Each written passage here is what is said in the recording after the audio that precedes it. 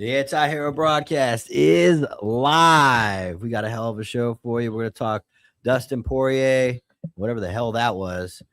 And we got John Constantine, the retired Secret Service author. Spent a lot of time on the counter assault team. It's going to be a good show. Stick around. Be like Dustin Poirier. Shine bright like a diamond. Paid the cost to be the boss. You're at the Anti-Hero broadcast. We'll say what you can't. The information provided by the speakers and presenters on the Anti-Hero broadcast platform is for general informational and entertainment purposes only. Information does not represent the broadcast network and all entities involved. All information is provided in good faith. However, we make no representation or warranty of any kind, express or implied, regarding the accuracy, adequacy, validity, reliability, availability, or completeness of this information. Hurt feelings is not defamation.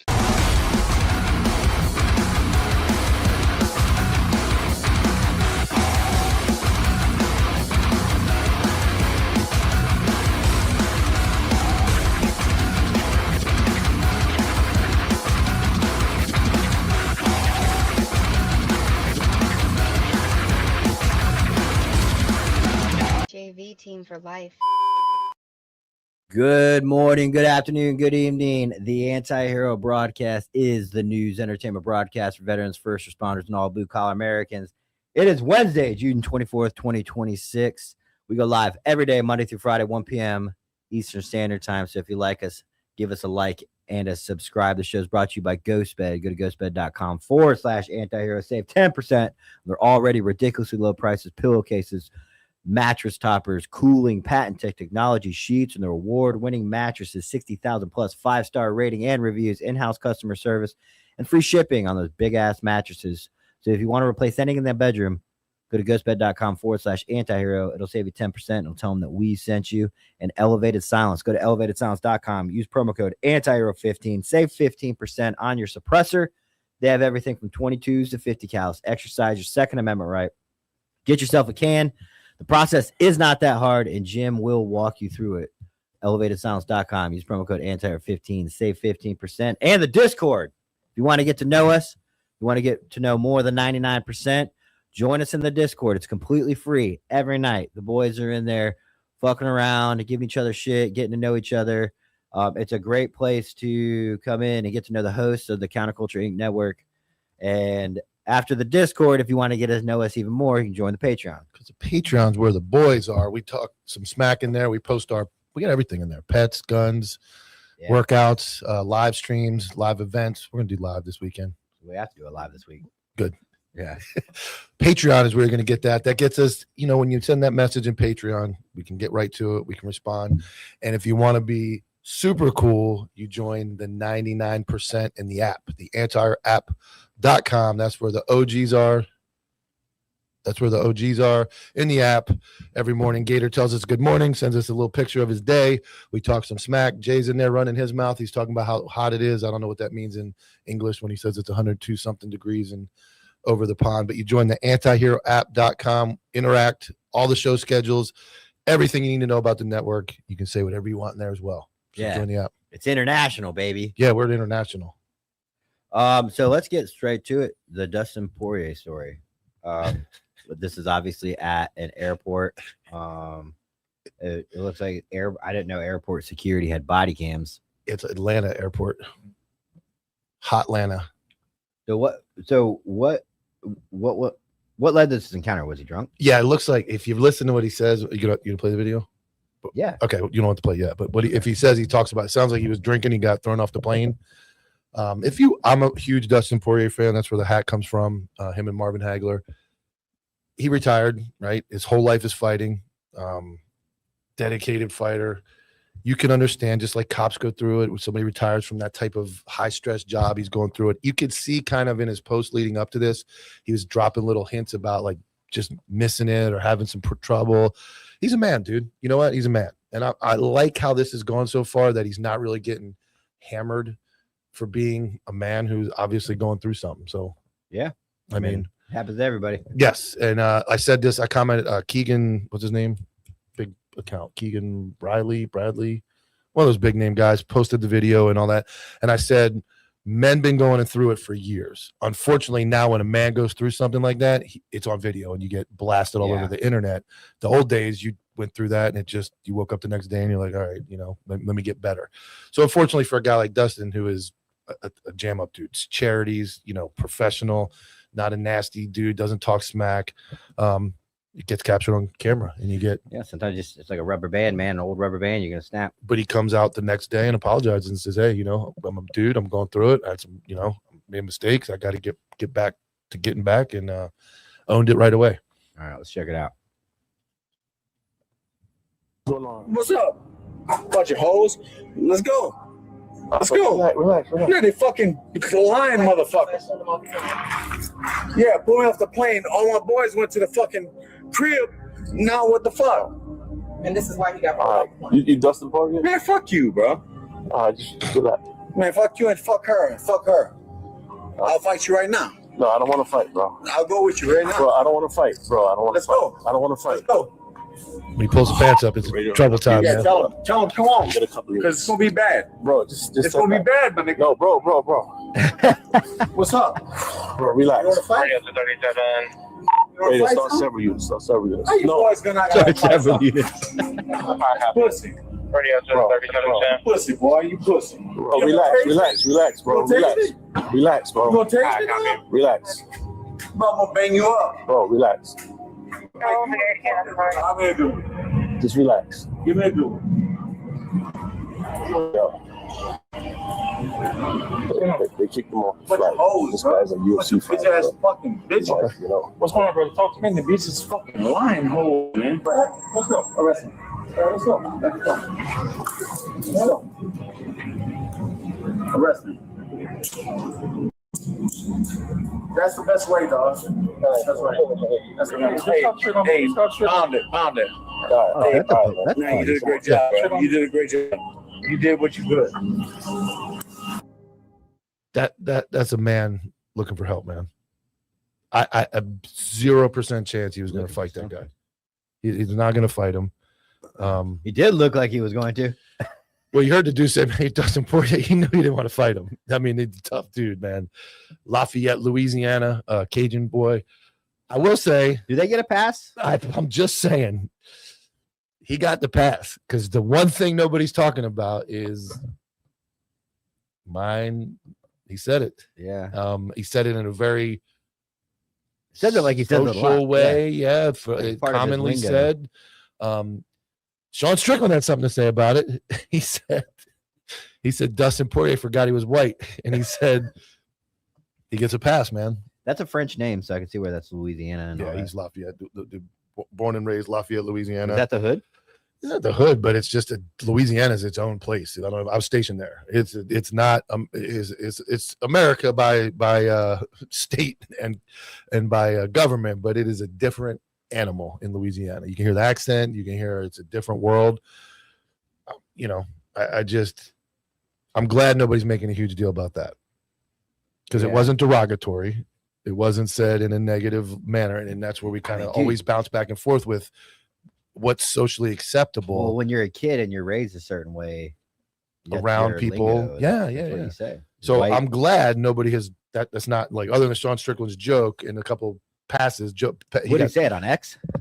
Strickland said, yeah, he said it on X. He said, get the exact quote. What did he go to jail for? Just talks.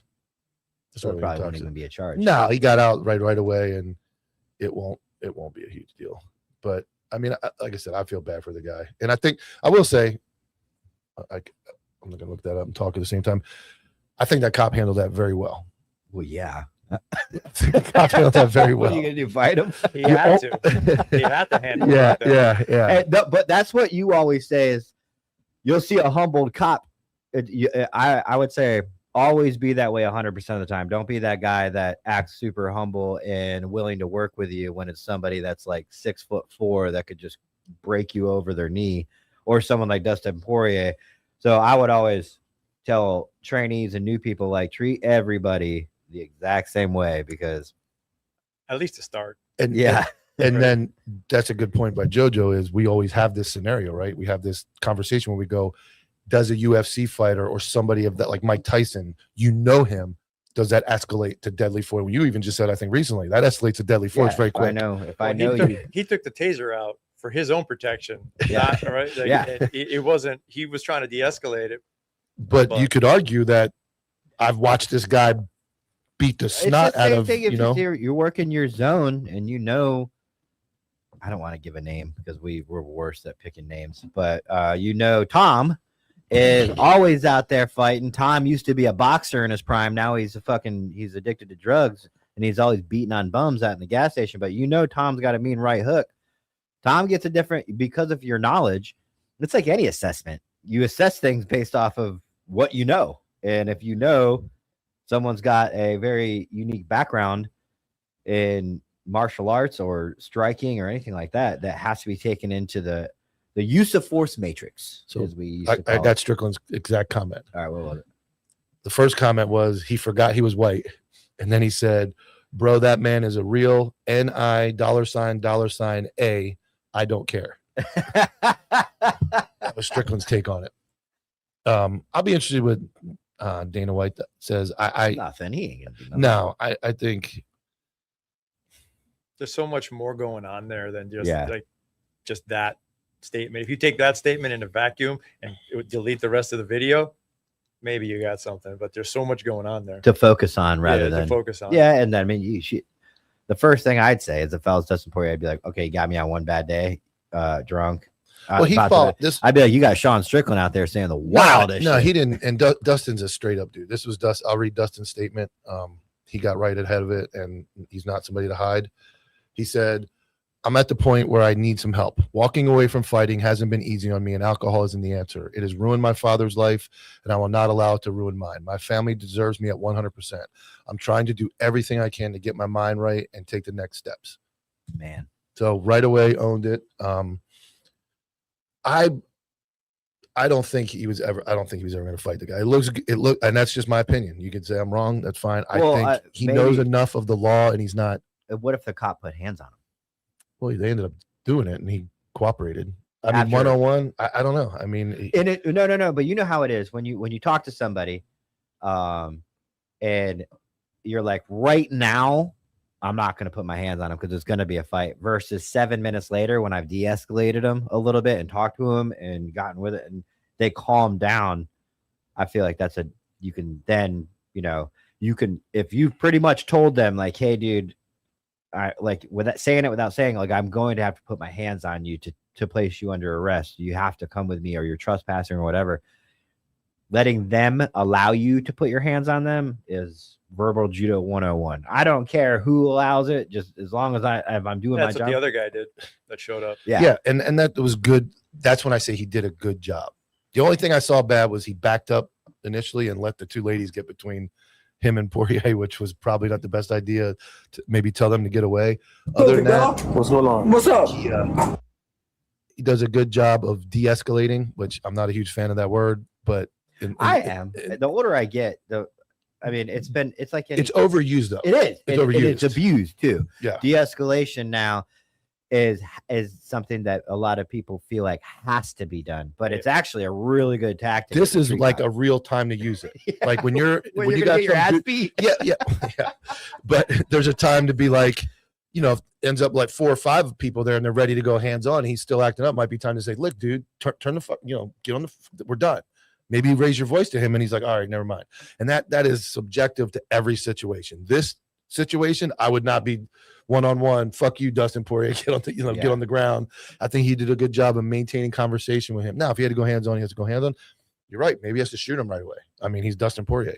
But You think that cop recognized him on his own, or do you think that he was like putting context clues together? no, he put it right away. You can hear him at the beginning. He's like, "You're You're Dustin Dustin Poirier." Yeah, he knows who it is, dude. Lafayette, Louisiana. Boy, he's tough, man.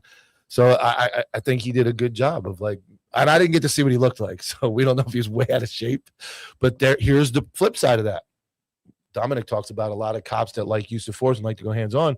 You get a counter cop to this guy and goes, dude, I can fucking bust it up with Dustin Poirier in the airport. Like I'm going straight to hands on. Like that could have been the situation with the wrong cop in this situation that wants to go right on one-on-one. So good job. And I think Poirier was so angry, he was just taking it out on that guy whoever showed up, it was going to be the same, at least the same initial reaction. Yeah. And then he apologized to him at the end. From getting You know? removed from the plane, he was pissed off. And that's Yeah. what I And think. of course, you have the flight attendant. That's him. That like not making it any better. Like Probably doesn't know who he is. Yeah. But he apologized to them at the end, probably for everything, right? Like his Poirier's way of apologizing for everything, whatever he said, what he did. But it from the beginning, he was just whoever showed up was gonna just who was going to pour get his the in. blunt. Yeah, Yep. that was it.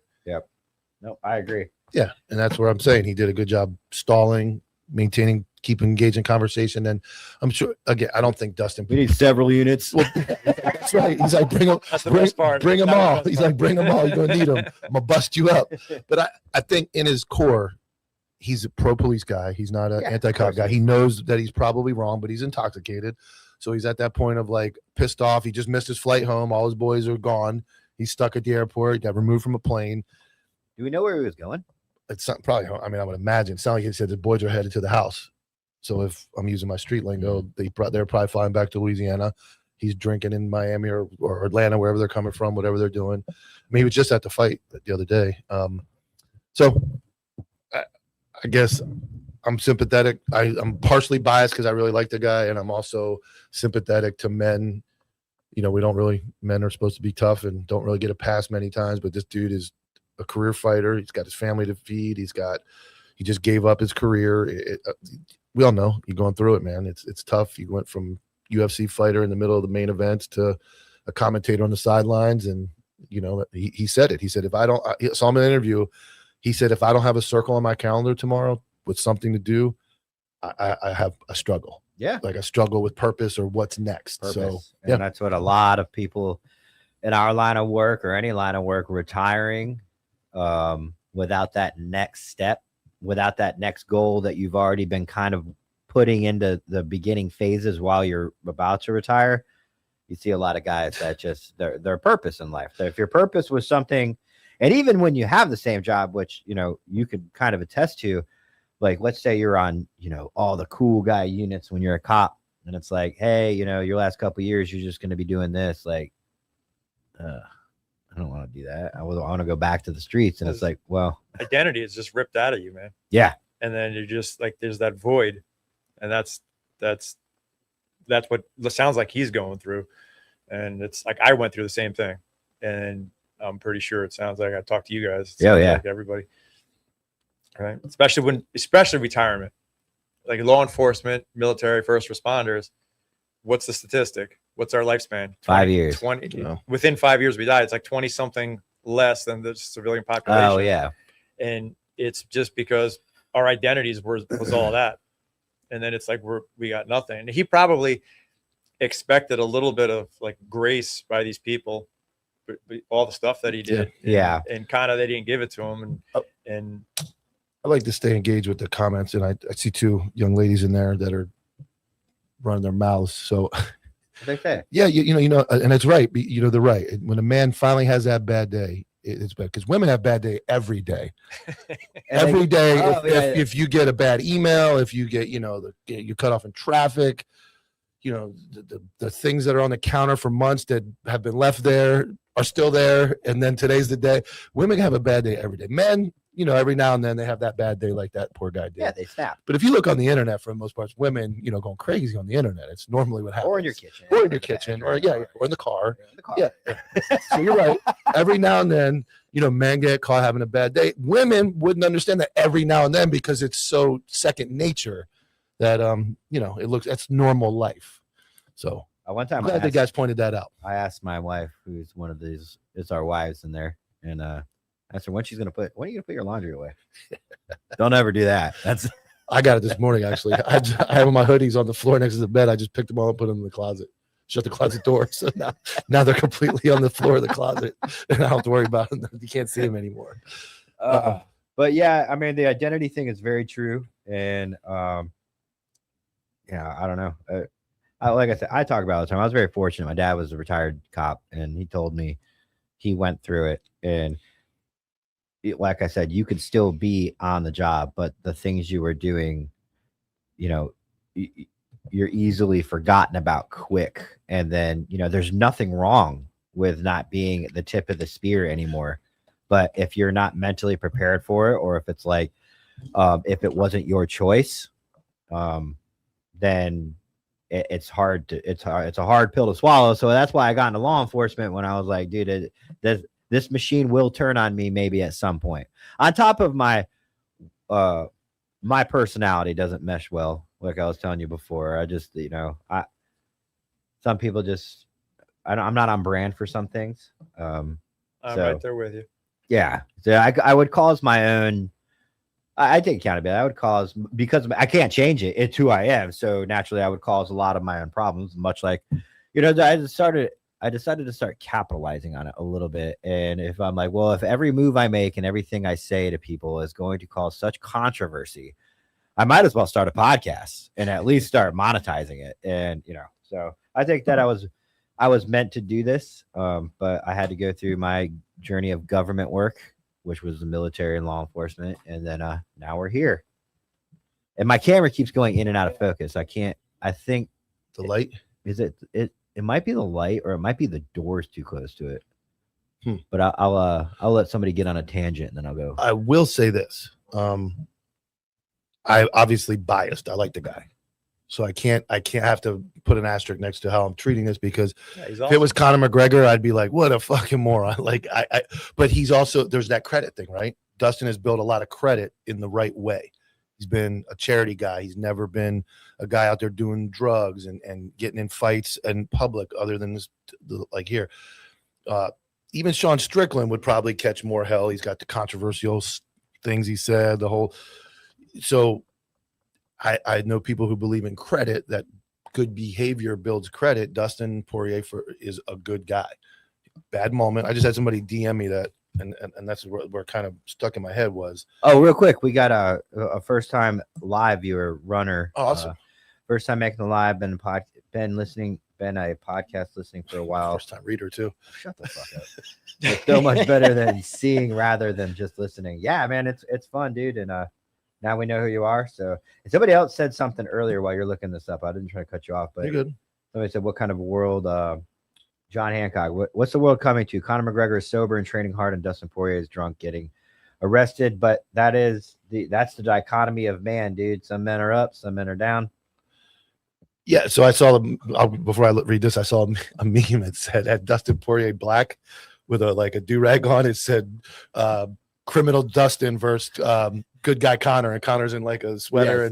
And then this one says, but here's what I went on that is, sorry, but I've got zero empathy for a drunk. That was in response to me posting the story where it was hold on, I believe it was Team South Florida. This is a response to you. Team South Florida posted basically saying everybody's sharing the video, and he shared that says his response, which I've just read to this what I just read out. So he said, instead of sharing the video of a guy having a horrible day, I'm going to post his response. We all saw it. Now let's try to move forward. And somebody said, I've got zero empathy for a drunk. And I'm like, you've never been drunk? Like, maybe not, but I mean, I guess that's one way of looking at it. You should be perfect. No, you should be perfect, man. Should be perfect. That guy is the type of guy that has no profile picture on his Instagram and literally just goes to fucking talk shit on the web all day long because he's got no life. That's just the being drunk is a symptom of something else. Yeah. If it's not alcohol, it could easily have been anything. So whoever posted that, you can easily, unless that guy sits in his house, does nothing, and most likely there's going to be a vice that he has that we have no tolerance for. Or seeing a Titan fall. A lot of people love that. Yes, people because love that. Me and Mike see somebody, especially Mike, that follows him a lot more than I do. Seeing somebody like that fall breaks your heart, and if it's somebody personally that's going through that, it breaks your heart to see him fall, and it shouldn't bring you glee, and it shouldn't bring you happiness to see somebody that's a good dude all around going through it. Some people revel in that, though. I'm glad you said that because it's triggered. I'm feeling smart today. Today I think I'm feeling smart. Okay. Conor McGregor does ungodly things and nobody cares because it's Conor McGregor, right? Sexual assault allegations, drugs, fighting, cheating on his wife, all those things. And it's like, he's back. He's fine. He's Conor McGregor. He just wakes up next day and goes, fuck it, I'm Conor McGregor. I don't care about all that stuff. Dustin Poirier lives a straight life. God, church, family, kids, everything normal. And he gets drunk at an airport and it's like, oh, there's fucking no empathy for this guy, this fucking guy. Yeah. Blah, blah. But Conor McGregor has like assaulted many women. He's going to come back and fight in UFC free and clear. He's been sued and had to pay out for having assaulting women. But it's Conor McGregor. He's going to walk in the ring and do his thing, and he just gets a pass. It's Conor McGregor, right? It's Conor McGregor. But then a guy like Dustin does it, who's completely normally a great human being, and it's like, oh my God, he's drunk in an airport. Oh, this guy, I have no empathy for him. It's a double standard. Yeah. I guess if you act like an asshole 24 hours a day, 7 days a week, Well, people people expect it and just go, oh, it's you- just Conor McGregor. You expect it, then you're like, silly McGregor. Yeah. Right? Again, you sexually assaulted another woman. Oh my God, dude, you did cocaine you're again not going to on be able camera. to fight, man. I want to watch you fight. And then he does anyway.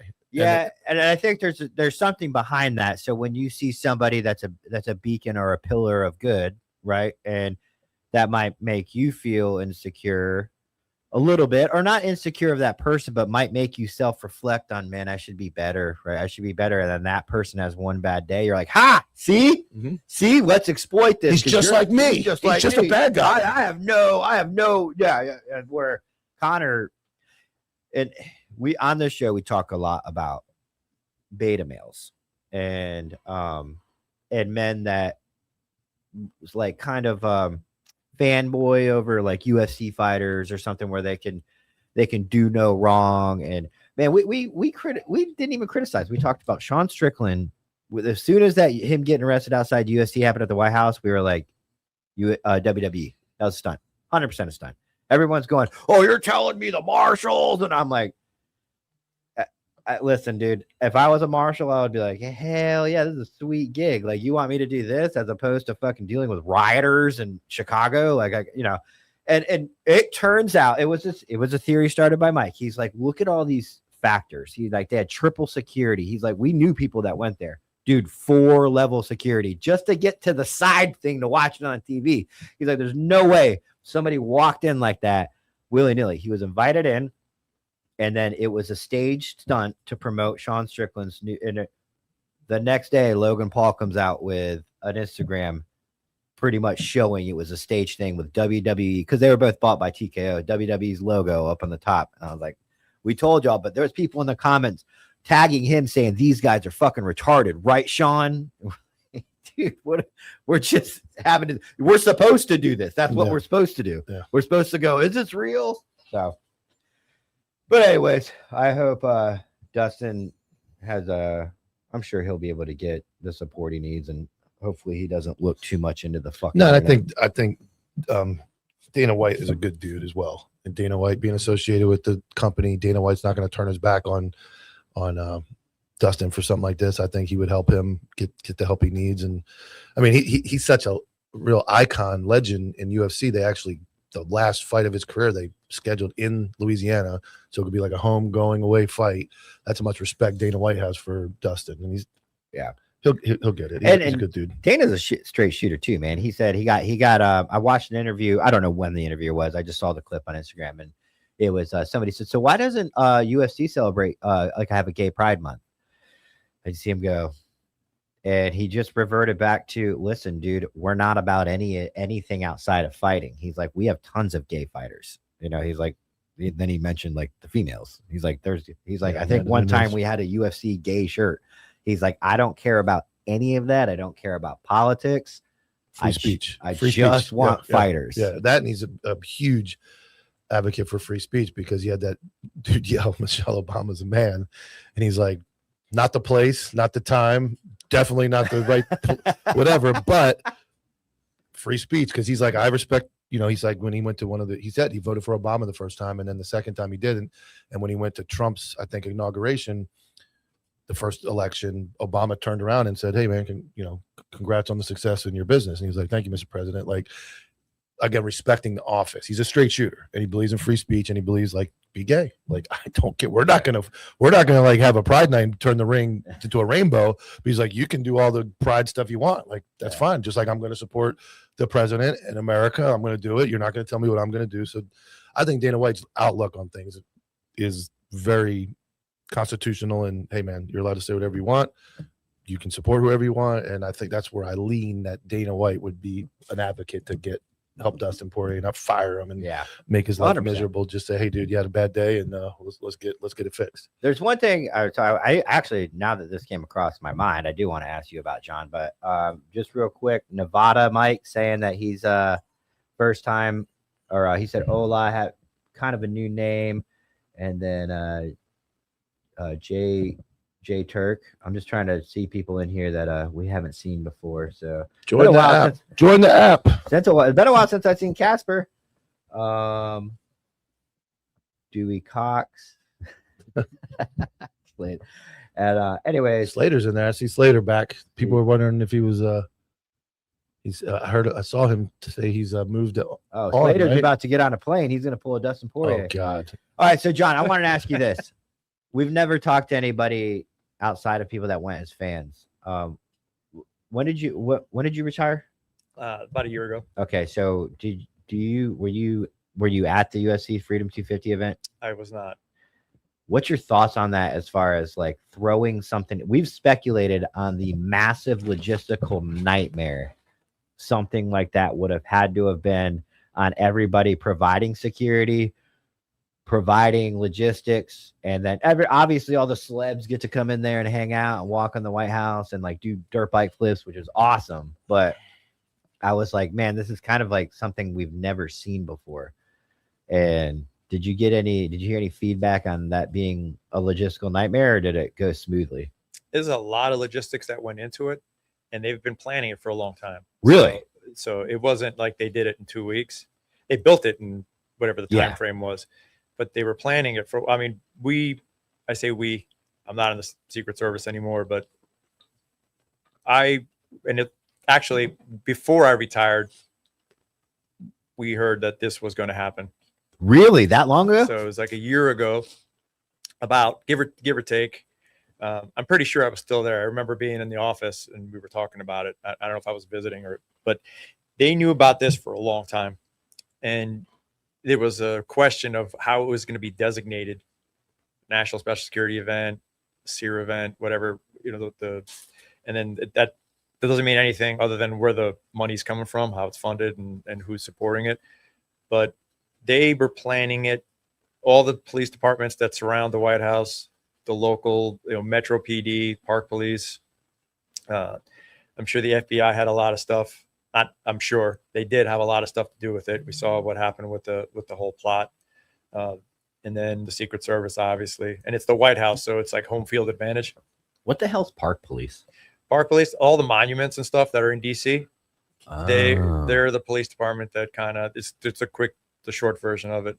And they have a ton of assets. They're a federal agency, but they have their own SWAT team and their whole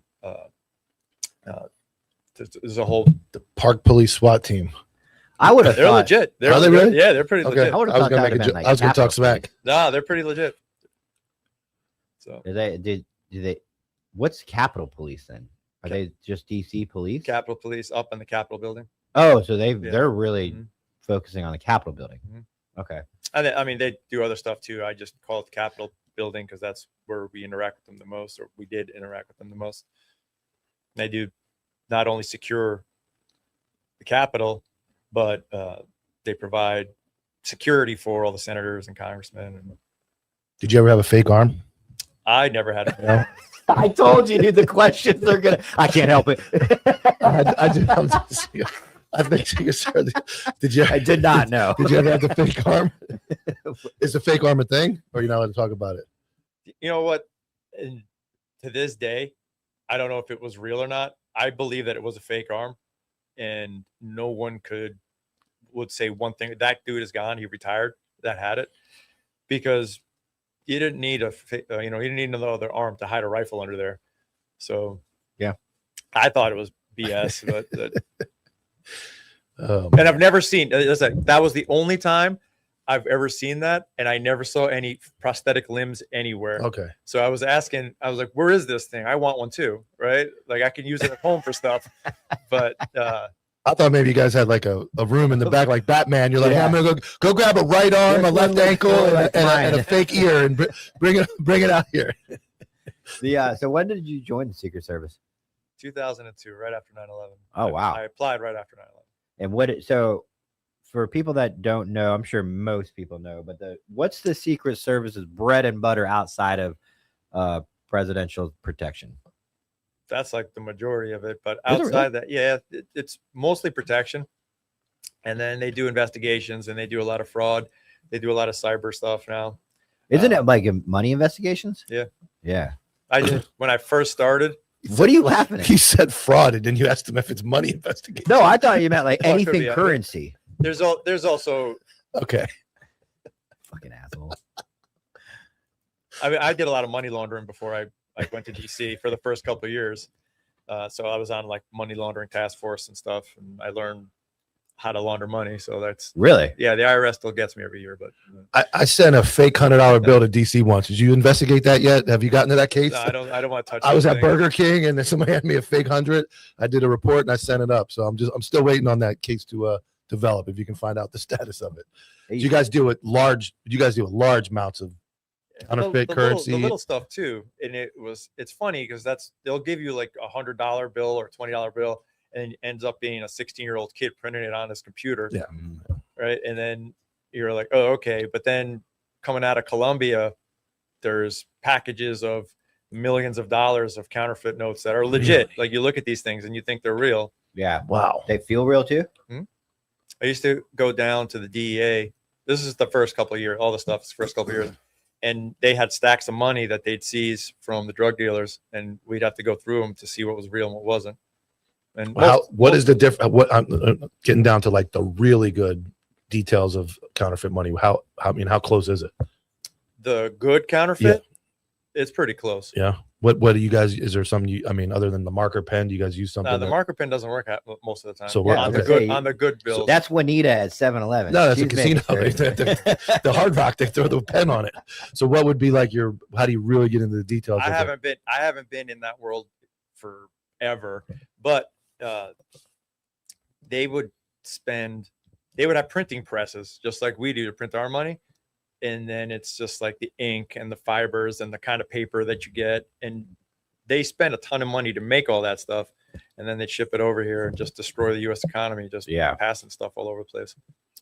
Man, not like our economy isn't. So if I end up with a bunch of counterfeit money, I'm like, dude, I'm Colombians, man. Fuck, I don't know what happened. I didn't really run into it too much. I only ran into because the hood's retarded. They try to pass off the money that's for motion picture purposes only. You can buy it on Temu. And I remember I had a squad there to go, you need to write that up and forward it to the what would they call task force guy. I'm like, it says not real money on it. Like it's made for rap music videos, dude. Yeah, there's nothing to investigate. It's not. You can buy it online. You want me to grab some Monopoly money too? We would get the bad ones, like real bad, but they would like mix it in change at cash registers. But I never saw anything like super realistic other than that same money. I mean, we had guys in the hood that were printing enough to buy lottery tickets and stuff, small amounts, but I never hit like a large amount. I don't know how big that is anymore. The counterfeit. I know they still have a division that handles it. I don't know how it was like compared to 25, 30 years ago. I'm sure now it's all like online scam, the card readers and all that, digital. I got your money. Send green dot. Yeah, I mean, I had no idea. I thought executive protection was on the or dignitary, but no, that's it's both. I thought that was a smaller percentage of. Oh no, it's eating up all the manpower right now. Those guys are just getting. But they guard a lot of people still, right? People don't realize how many people are still on that list, right? Of like president's kids, any former president. Yeah, I'm trying to remember the number that they said.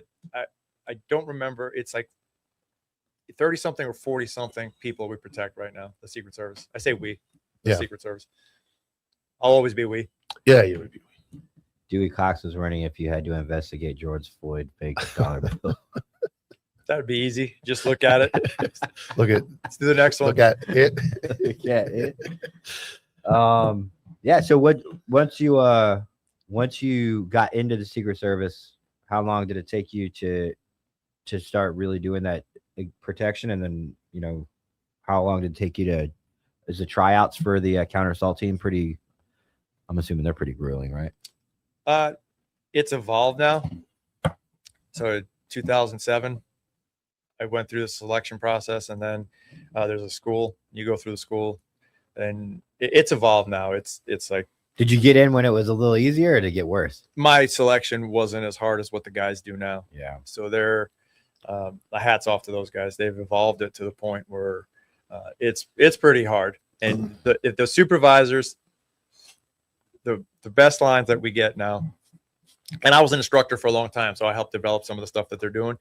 The best are the supervisors that were counter assault guys that say they would never make it through now because of the way the selection is made. So it's a testament to how far the program has gone to keep those standards high. The problem is the Secret Service is so small. It's not like you're pulling from 100,000 people. Yeah.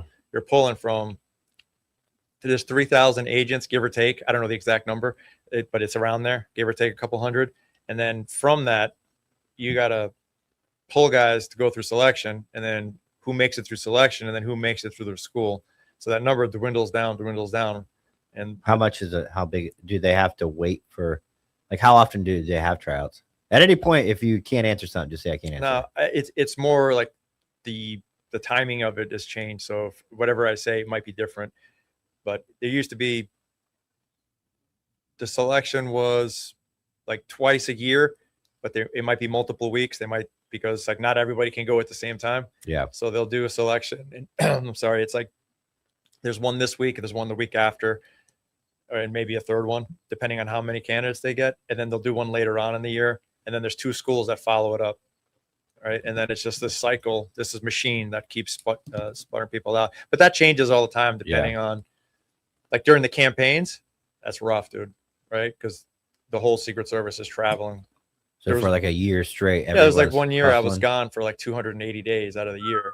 So Fuck that. I was on CAT. I was on counter assault team, but I was traveling, and it was like most of it was with the president too.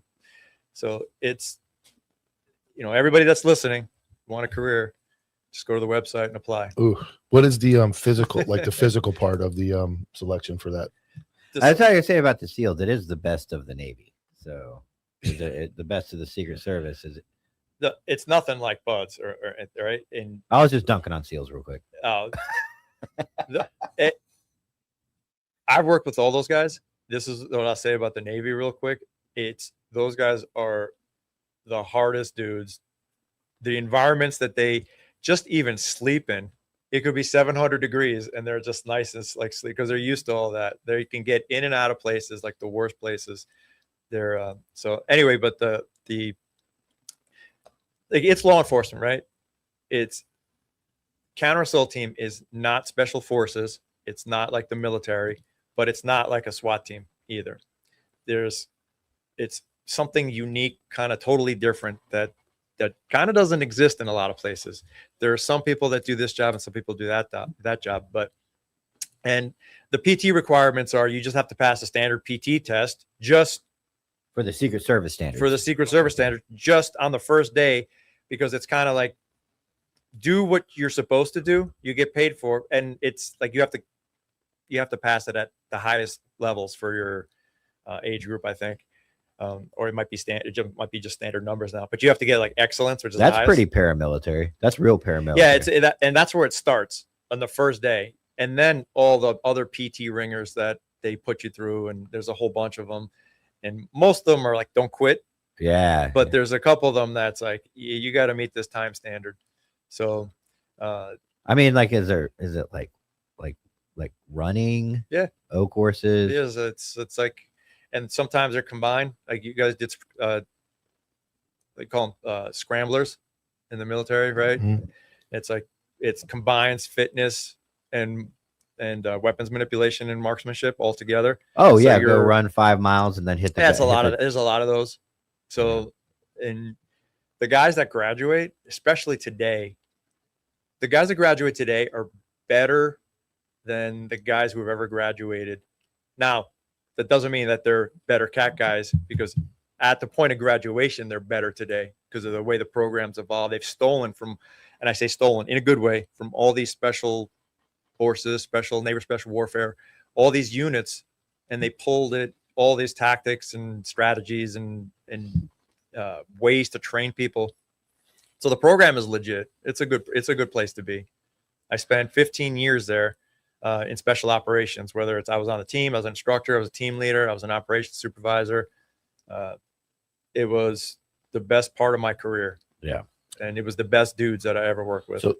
So at that unit would be like Secret Service's SWAT. You're going to respond like if obviously you got the guys in the suits, but you guys are kind of in the Yeah, shadows, you watched ready. the Correspondence Center? Yeah, you those got- guys okay. that came The up guys looking that all came cool. out, Okay. those are my boys. Okay. Oh, yeah, we were. And they're, I mean, without compromising the nation, obviously, I would imagine those guys aren't everywhere the president is. There's some team. I mean, if you think that they're not, Yeah, then okay. you're Does the Secret Service ever roll around with tier 1 guys, CONUS, as any type of- CONUS? CONUS, yeah. No, we're not allowed. They're not allowed to That's what I would think. I just heard stories, but sometimes I don't know when people for are, training stuff. Yes. Yeah. For liaison and just to they'd come and do assessments with us, and then just we'd be like, "Wait, what do you think here?" It's like, well, if I had to breach this door, Yeah. I would, stuff like that. But operationally, no, because they can't. Yeah, they would just have like the military's not allowed to posse comitatus. Yep. Yeah. posse comitatus, right? So Okay, that's cool. We'll take a quick commercial break and we'll come back. I want to reflect a little bit on yesterday's reel. Probably one of the more split opinion we've ever posted. Really? Did you look at the comments? Split down the Oh, middle. yeah. I got called some names. Did you were really? there. Yeah.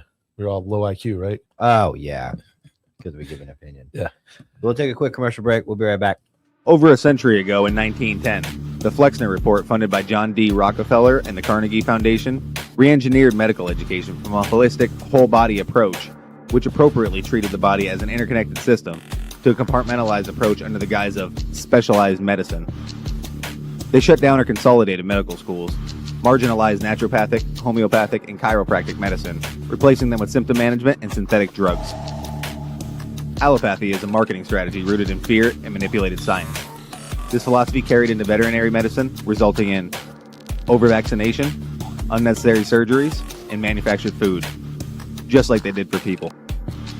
They call it care, but it's predatory and based in profitability. The truth?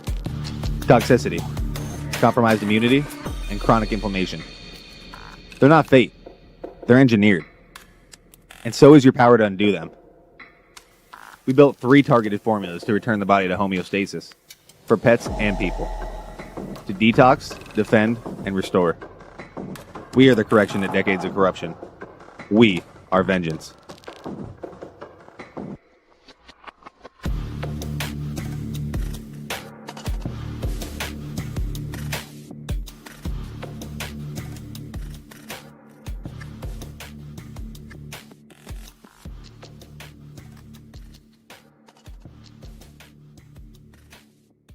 suppressor. And we're basically, back. Right.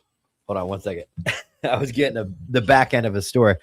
Can you move that door a little bit, Mike? Is it still doing it? I think it's catching the door. It's either the door or the light. Not really sure. Anyways, this episode is brought to you by Counterculture Inc. Go to countercultureincthreads.com. Use promo code antihero. First day. It is his first. There it is. Save 15% on the best counterculture graphic tees. We got stickers, hats, flags, team room flags at that. We got some Ranger panties left. And I'm pretty sure we got some hoodies and zip ups at super discounted rates. So go to countercultureincthreads.com. Use promo code antihero and save 15% on the best and counterculture apparel. And don't forget to check out copvilleog.com. As soon as Jay stops complaining about the weather, the new website will be up. You'll go there and use antihero15 for 15% off. All the new items will be listed there as well. Allegedly, when, like I said, my man Jay, no, he's great. But go to copvilleog.com. Use promo code antihero15 for 15% off. Get your Dustin Poirier war hat in case you want to fight a guy at the airport. Yeah. So we're gonna break down not really break down, but just touch upon. Sometimes we post things that are pretty one side leaning, you know, and I think it's all right. Fuck it. It's crazy though. He did. No, I can't close the door. The door's always like that. Will you go turn that light off and see if it stops? Yeah. We posted a reel where did you see that video in Canada, Montreal police? The shooting just occurred? Yeah, it's like 2 days ago. Yeah, there's different, but I don't know which one you're specifically. The main one we're talking about, right? Yeah, where the female allegedly shot the guy. Yeah, and it's friendly. I don't want to say not friendly fire. Yeah. Unfriendly. Unfriendly fire. Very unfriendly fire. So we talked, and I'll fix the focus in a second once Mike takes over. But essentially what we stated is that we all kind of came to a group conclusion. We had our buddy Peach on, who's got combat deployments, and he's been in officer-involved shootings as a cop. We weighed in, and everybody was kind of like, it's shitty. Situation's very shitty. She could have gotten off her cover a little bit. There's so much stuff that we could talk about tactics, but at the end of the day, where she was, that civilian came running around the pillar, and she determined a threat and purposely pulled the trigger. It wasn't a discharge. It wasn't like she assumed it was a threat. And the synopsis of what we were talking about was almost rightfully so. And bro, the first like 10 comments instantly were like, we're glad you guys are not fucking sitting here roasting this cop, because I was trying to look at it like a combat scenario.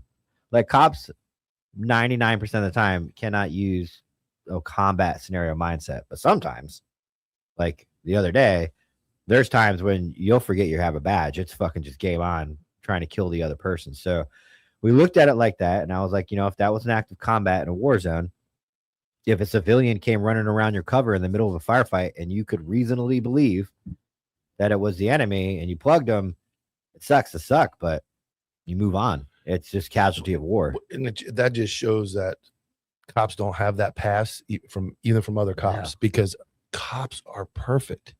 Cops are perfect. There's no mistakes. These guys don't make mistakes.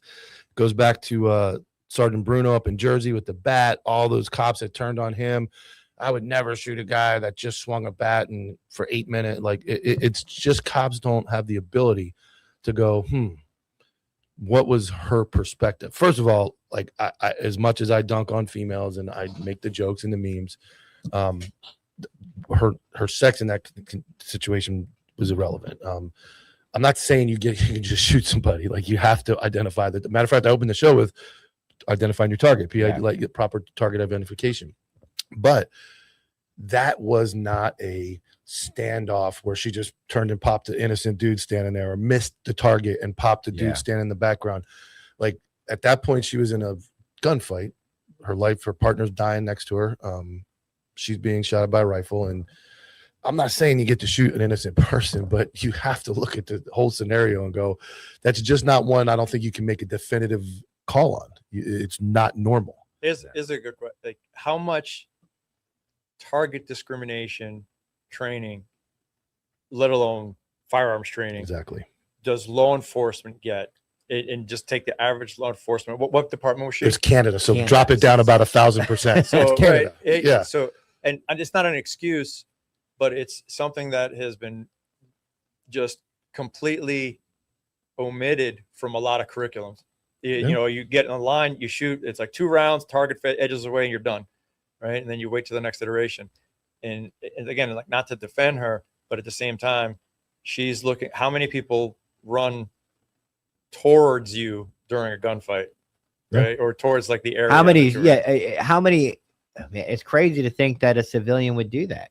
And so but I mean, I think they're looking for help. Well, the civilian is running for help for their life too. Yeah, right? but you're not. But when you're engaging in a gunfight, I guess I should say it like this: when you're engaging in a gunfight, you're not the only people you're expecting to be advancing towards you is the enemy. That's what would be my mindset. And that's where a mistake happened. But I like what John just said is I can say I started in 2001, and other than a static range with the hostage shot target, never did we have to do immediate identification in like a shoot house. They didn't exist back then, or I was in a small area. And I would say your average cop doesn't go through a shoot house scenario where they have to break corners and have shoot or don't shoot targets. They do it on a static range, but this is the realest real life shoot or no shoot scenario ever. And she's probably never been through that training ever in her life. I mean, maybe. And again, not to say woulda, shoulda, coulda, but we had, I looked at, remember, I was 15 years, it was brought up to my attention too. I was on counter assault team, so the standards were a little higher for us. Yeah. So we had a target discrimination test in the selection to see if people paid attention to what they were shooting. And it wasn't like this guy's got a carrot, this guy's got a stapler, this guy's got a gun. No, it was hard. It wasn't like humanoid targets, because you had to actually look to see what you were doing, and it to see who could process information fast, right there. And I guarantee you, most departments don't do that because it's not.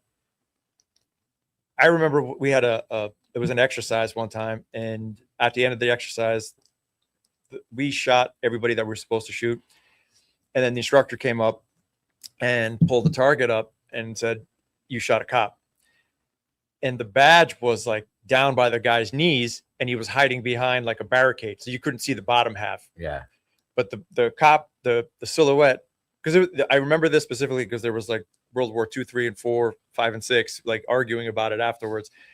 The target was facing us, and the guy had a gun pointing, like it was CQB, right? His gun had the guy had a gun pointed towards us. So if a guy comes towards you, the guy didn't have a gun, but if a guy's aggressing towards you, or you perceive it's aggressing towards you while you're in a gunfight, that's the time that you got to train the people to be like, I got to discriminate this as best as I can. But without that training at all, it's almost like you have no chance. Yes. Yeah. That's a great and point. Further on, and I was only in SWAT. I've never seen patrol do it. I'm sure some of the stuff you're talking about is like you get called, you're going through a door and they call out like a shape, a color, and a letter. And you turn the corner and you got to only shoot those targets. Yeah. And it's fast. And we did it in SWAT. We actually did it in Blanding in FSA SWAT school on an outdoor range where they just kind of blocked it in. Then I remember redoing it again. They were putting tarps up and you're getting ready. You're like, go. And as soon as you start, the word go comes out, an instructor yells 3 things out. And that's the only 3 things. And you're looking at about 30. And that's the only 3 things you can shoot. Then you have time to do it. So you start to develop that. And obviously guys are going to be 10 times better at that. That's why they make the team you're on. Unless you're colorblind or can't do but math. that type of training.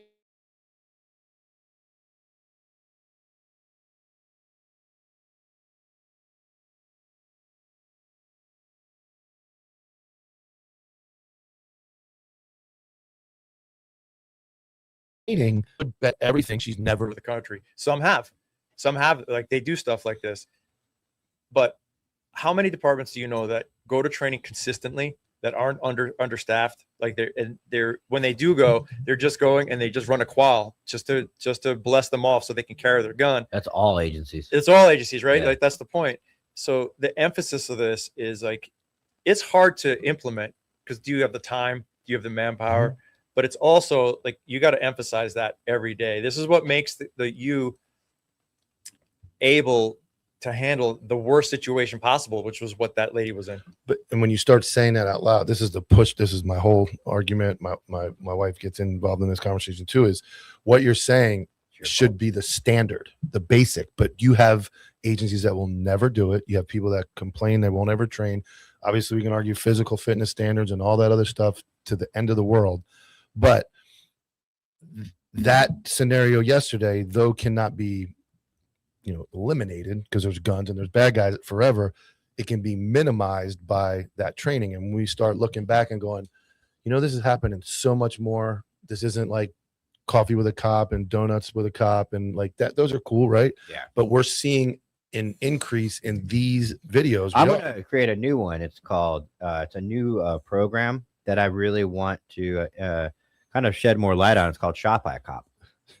And what you do is you just run at law enforcement as fast as you can and teach them target discrimination in real time. Yeah. You can have objects in your hand, and then we'll see if they're able to distinguish you as a threat or as a bystander.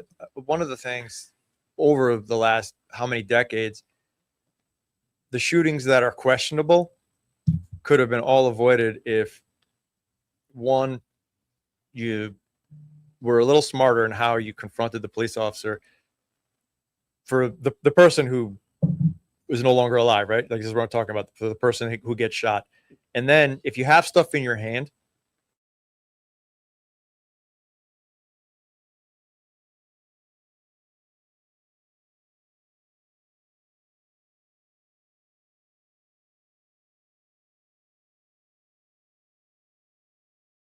straightforward. My favorite targets are the ones that the dimensional target, but then 3-dimensionals are kind of the same way, where if you just are smarter, not just as the police officer, there's the person who the police officer is engaging. Don't run towards the police officer during a gunfight. Yeah. It's kind of a good rule, right? Yeah. And then you get into like you said, we get into actual like training, which is like shoot house training That's where it or all starts. building crane. But there's agencies that will never do that. They shoot on a static range. My beginning of my career, I'm telling you, we're located around some big agencies, and I'm sure big agencies were doing that back in the day. But I got somebody sent me this, and it's the standard to get hired in law enforcement should match the standard to survive in law enforcement. Beautiful. And that Beautiful. was this morning. Yeah. Somebody sent me that. Yeah. And we shot a static. I mean, you got to think FDLE, Florida Department of Law Enforcement, just implemented in the last 2 years a qualification that actually required movement and offhand shooting. For 30 years, you stood in the same place, shot the same qualification. It was simple as could be. And it's like it took 30 years ago. Maybe we should have them move a little bit and get behind cover or use their offhand. And it's like that. It took 30 years to figure that out. The target discrimination is one thing. The moving and shooting, even if you don't do it a lot, at least it teaches you your limitations. Because most people have never taken a step and shot a gun ever, so they don't know the limitations of that. Like, it's hard to do that, Yeah. and it's hard to shoot things that are moving too. So, and we did that for a long time, nothing. And then That's a culture shock. the when you training start sergeant to- came in. Well, what we did was and I hate talking nice about my wife, but she brought in exactly what you're talking about, where we took off from like the 25 and walked towards like 3 targets. And then they said when it was threat and you had to retreat and fire at the same time, that humbled a lot of people because Fall now down you're backwards. falling, worrying about falling the target because you had to move and figure out a target. And then marksmanship was like, you're not trying to keyhole rounds at that point. You're trying to get effective shots on target. You want to be a little spread out, but to implement that on your average cop, you were looking at no hits. People were missing a blue man from 4 Yeah. yards away with retreating. And you're like 40% of the class didn't hit a single fucking round. That's scary. Well, And good then on- to think good about on you that. for changing it, because and I say this all day, to change it, to move forward, it takes a lot of guts by the department, because what are the most lethal words in law enforcement? It's the way we've always done it. Mm-hmm. So right, It is. Yes. Yeah. Yeah. Why do we do this? Well, we always The did it most that lethal way. Well, and that's crazy because that probably goes up to the federal level with the guys that have been there for 20, 100 30 The feds are years. even worse about changing things. I would think. Yeah, you got to get the president to sign it. Yeah. I say this all the time. Innovation in the government where I was, and like we talked about it a little bit, like I innovated a lot of stuff. I like pushing the envelope. The people that push the football down the field, I don't know what other metaphor to use. I love those guys, but everybody hates you. Yeah. Like you're like being an innovator, you're public enemy number one. Well, we talked about this. What was it, a day or two ago? It might have been Monday. It was Monday. We talked about when you leave government work, and to be honest with you, it could be anything from a cat guy on Secret Service all the way down to Deborah at the DMV. Government work, DMV is harder. but like when you start the entrepreneur process and you start your own business, you start seeing like the real deficiencies of government work because it has to be like that. And you're like, there's so many better ways to thrive and streamline something. But once you see that, you can never look at government work efficiently the same way. And I'm not saying there's really any way to change that. I'm not saying the government has to get better or could get better because it's government work. It has to be. Just being out in a year, and I started my consulting company, and I just do little jobs here and there right now. And the way we did it in the government is also set up for the checks and balances that nobody goes crazy and starts. This is what it was meant for. And I could see where people would get out of control and buy whatever the hell they wanted and do whatever the hell they wanted and make whatever decree that they wanted without disregard with policy. But at the same time, you get stuck in that culture and you don't want to change anything because that's like the machine. And then your career, because you've embraced the machine, your career starts going up and everything starts being nice. And you don't want to do anything to mess that up. And it becomes more about your career than making the agency better. Absolutely. Yeah. I want to highlight what Nick said here. cops normally don't do competition shooting. Yes. You will get humbled by Miss Ann, who's 79 years old, who will run circles around most cops. And then they follow it up with, but they'll be ready when the day comes. What do you see cops always do? They don't want to, even in training, they're like, oh, I'm going to hang in the back. I don't want to go in front of everybody. We're embarrassed of our skills so much in training that we don't want to go first. We don't want to be, you want to be the last one. You look at the crowd, you want to be like, let me wait till everybody goes and goes over there. I think that's what separates a specialized unit from patrol or cap from regular Secret Service, is that everybody in the uniform universe doesn't want, they're like, fuck, man, I don't want to fail this in front of everybody. Like annual training or doing this or looking dumb. What separates people into the next level is the guys that aren't afraid, do their job, aren't afraid to fail enough. If you fail enough times, after a while, you're like, let's just do this. But then you got 30 guys, let's say on a SWAT team, and I can't speak for Cap, but I would imagine the concept's the same. You got 30 guys constantly failing because they're not perfect and they're dissecting everything. That there's no ego. Obviously there's competition. You don't want to be the guy that fucks up so bad, but it's not going to be a bunch of fake people going, idiot. Oh, I don't want to fucking do it either. Well, yeah. It's going to be like, yo, John, you just fucked that run up. Like, yeah, I know. But when you go to the range, and I for about a year, I helped at firearms training and watched, and you watch cops that can't do the basic qual, almost fail it or fail it, and then ask them, when's the last time you shot? And they say last qual. I haven't shot my gun since the last qual. So like any fine motor skill, which pressing a trigger to the rear consistently in a without jerking the gun and all the grip, those are fine motor skills. Those aren't learned in 20 minutes. That takes hours of training. That's like doing I used to tell my boss the requals are just administrative. We're just going there to bless us off so we can carry whatever the weapon systems that you want us to carry are. But they would take it and put it run it into the numbers of training. Like, oh, look how much training we got this quarter. Like none of this counts, man. No, the qual is to reaffirm your skills, and your skills are built hours in a day or weeks and days of training up to that. That's where I hate. I hate SWAT. I hate the word SWAT. I was on SWAT, baby, like SWAT boys. I get it, but it's a good movie. I have to say that show, for 8 hours we were shooting 2-inch steel targets and doing push-ups, burpees, climbing walls, running. So all of our shots and shooting drills were done under pressure. We didn't just stand there. Then we're shooting tinier targets, smaller targets, precision shots under stress. And even then, which Nick said is, again, you can take your average SWAT guy who's very good, send him to the public range with the shooting competition guys. He'll get murdered by a computer engineer that's got geeky glasses and a gun. He's going to pull it out and just smoke the SWAT guy. I was that guy. I can tell you. I remember pulling up. I'm the SWAT guy. It happened to me twice. Jiu-jitsu and shooting at a public range. I can bench 370. I'm a big guy, and I got murked by a 150-pound jiu-jitsu black belt. And then I went to the range, and I'm like, I'm a SWAT guy. I've been practicing. I've been doing my thing. I went out there, and some old lady pulled her gun out, dude. It just blew me away by like 8 seconds. I'm like, yeah, that hurt. That hurt real bad. And I'm like, so that's when it clicks. But there's cops that are so blind, or just they're never going to take the job serious to even know that feeling. They're going to go to the range, fail. All right, this is your last chance. Barely make it, or they're going to get pulled to the side and be like, "Yeah, somehow they're going to make it." Yeah, you proved on the other side of the burn, but away from everybody. All of a sudden, he made it. Early on, I had to breach a door, and I cracked my teeth with a shotgun. Right? Because it came up. Because the instructor was like, "Aim it!" Right? And I looked down the straight over the barrel, and it kicked back, and it cracked my teeth. I was the best breacher after that. Yeah. Because how much more embarrassing can that get? Yeah. Right. Yeah.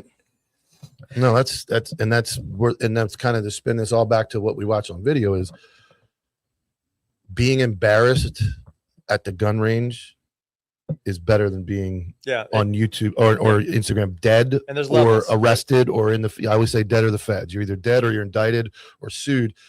And then the standard cop answer is, "I'll be ready that day. I've been watching video. I've been ready for it." And again, this is something that a lot of people who either against anti-police or don't like police, or I've never been in a law enforcement family or environment, they believe that police has to be perfect, and police work is sloppy, right? And if every military, law enforcement, first responder manual on the planet or leadership book on the planet says if you're not trying to do your job, all right, if you're not getting in trouble, you're not trying hard enough.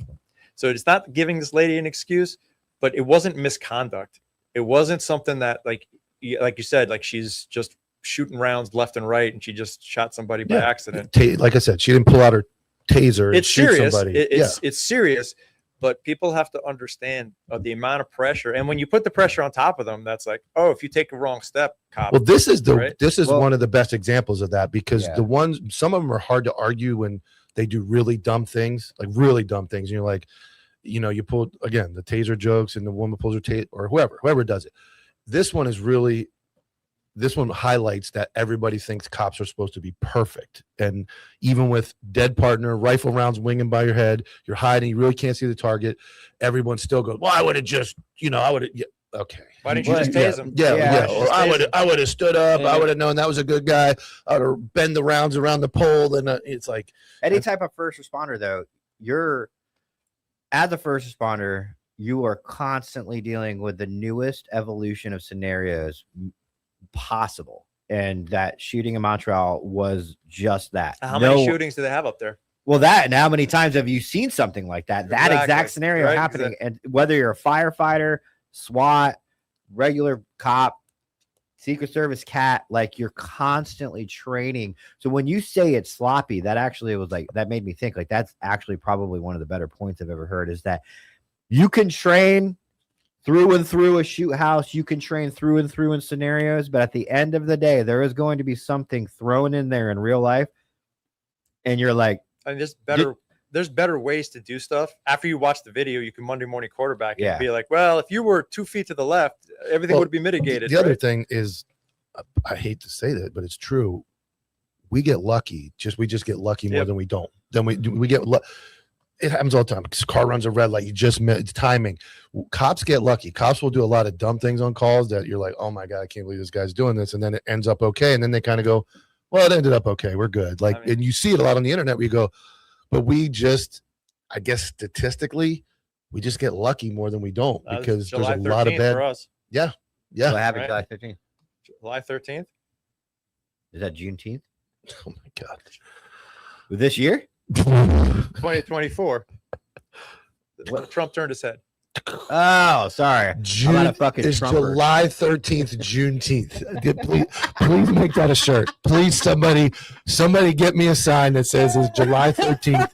The way John looked at me, he's like, I don't know if he's fucking with me or not. That was one of the best exchanges in history of this show. I'm gonna crop that with you saying that's the smartest thing I've ever heard you say. Yeah, please. That's the smartest. I'm trying to be respectful here because please. No. That's what this show is all about. So were you there?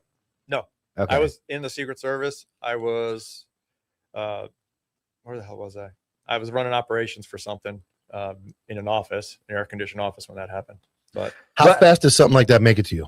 It was, no, I'm sorry. I was driving somewhere. That's where it was. I was in the car.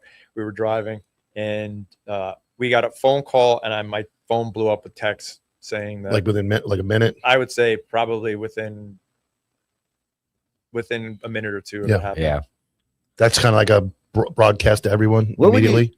No, it wasn't. It was not from the agency. Oh, it was just other agents. These are all my buddies that are getting on signal. Yeah. What do you say to people that say that Trump is like the flat Earth mentally ill people that say Trump stages his own assassinations? What's the most logical thing you could say to those people? Come on down, man. We'll put you in the scenario and we'll run it and see how you feel. Right? There's no. I've answered this a million times. Everybody wants a smoking gun.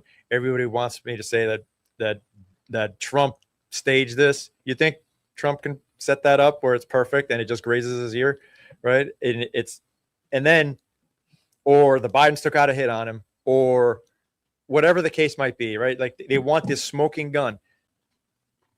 The answer is there's a little bit of complacency that happened in July 13th, we'll say, right? Yeah. and we didn't do our job well, and we got lucky. The conspiracy starts from the shooter backwards, right? Like, what's his background? Where'd he come from? How do you the idea to do this? Like, et cetera, et cetera. After that, all these other things that happen, anybody that says they're staged, it goes back to it's sloppy, right? Like, security is sloppy too. Look at the Correspondence Center. That guy blew past the mags. They were complacent, but the next layer of security stopped him. And he was like hundreds of yards away from getting to where Trump was, because I don't know if you've ever been there. No. You have to go down the steps and down the corridor or the concourse, and then the double doors, and then like how many yards was it to go to where he was? Like, he wasn't close, and it looks bad because of the video, and it was right. Like, I don't like the complacency. The service gave me no mercy with anything. This is like, you got to help me out, bro. You can't look complacent. Right? Yeah. And there's reasons for that. Like, they're overworked, we're tired. All those guys had another assignment right afterwards. Like, I get it, but was he, so where he, and if it's that far away, he wasn't even to the like real guy layer of like, no, there was the cat guys are in, he wasn't in there. Okay. Like, he wasn't even on the floor. Okay.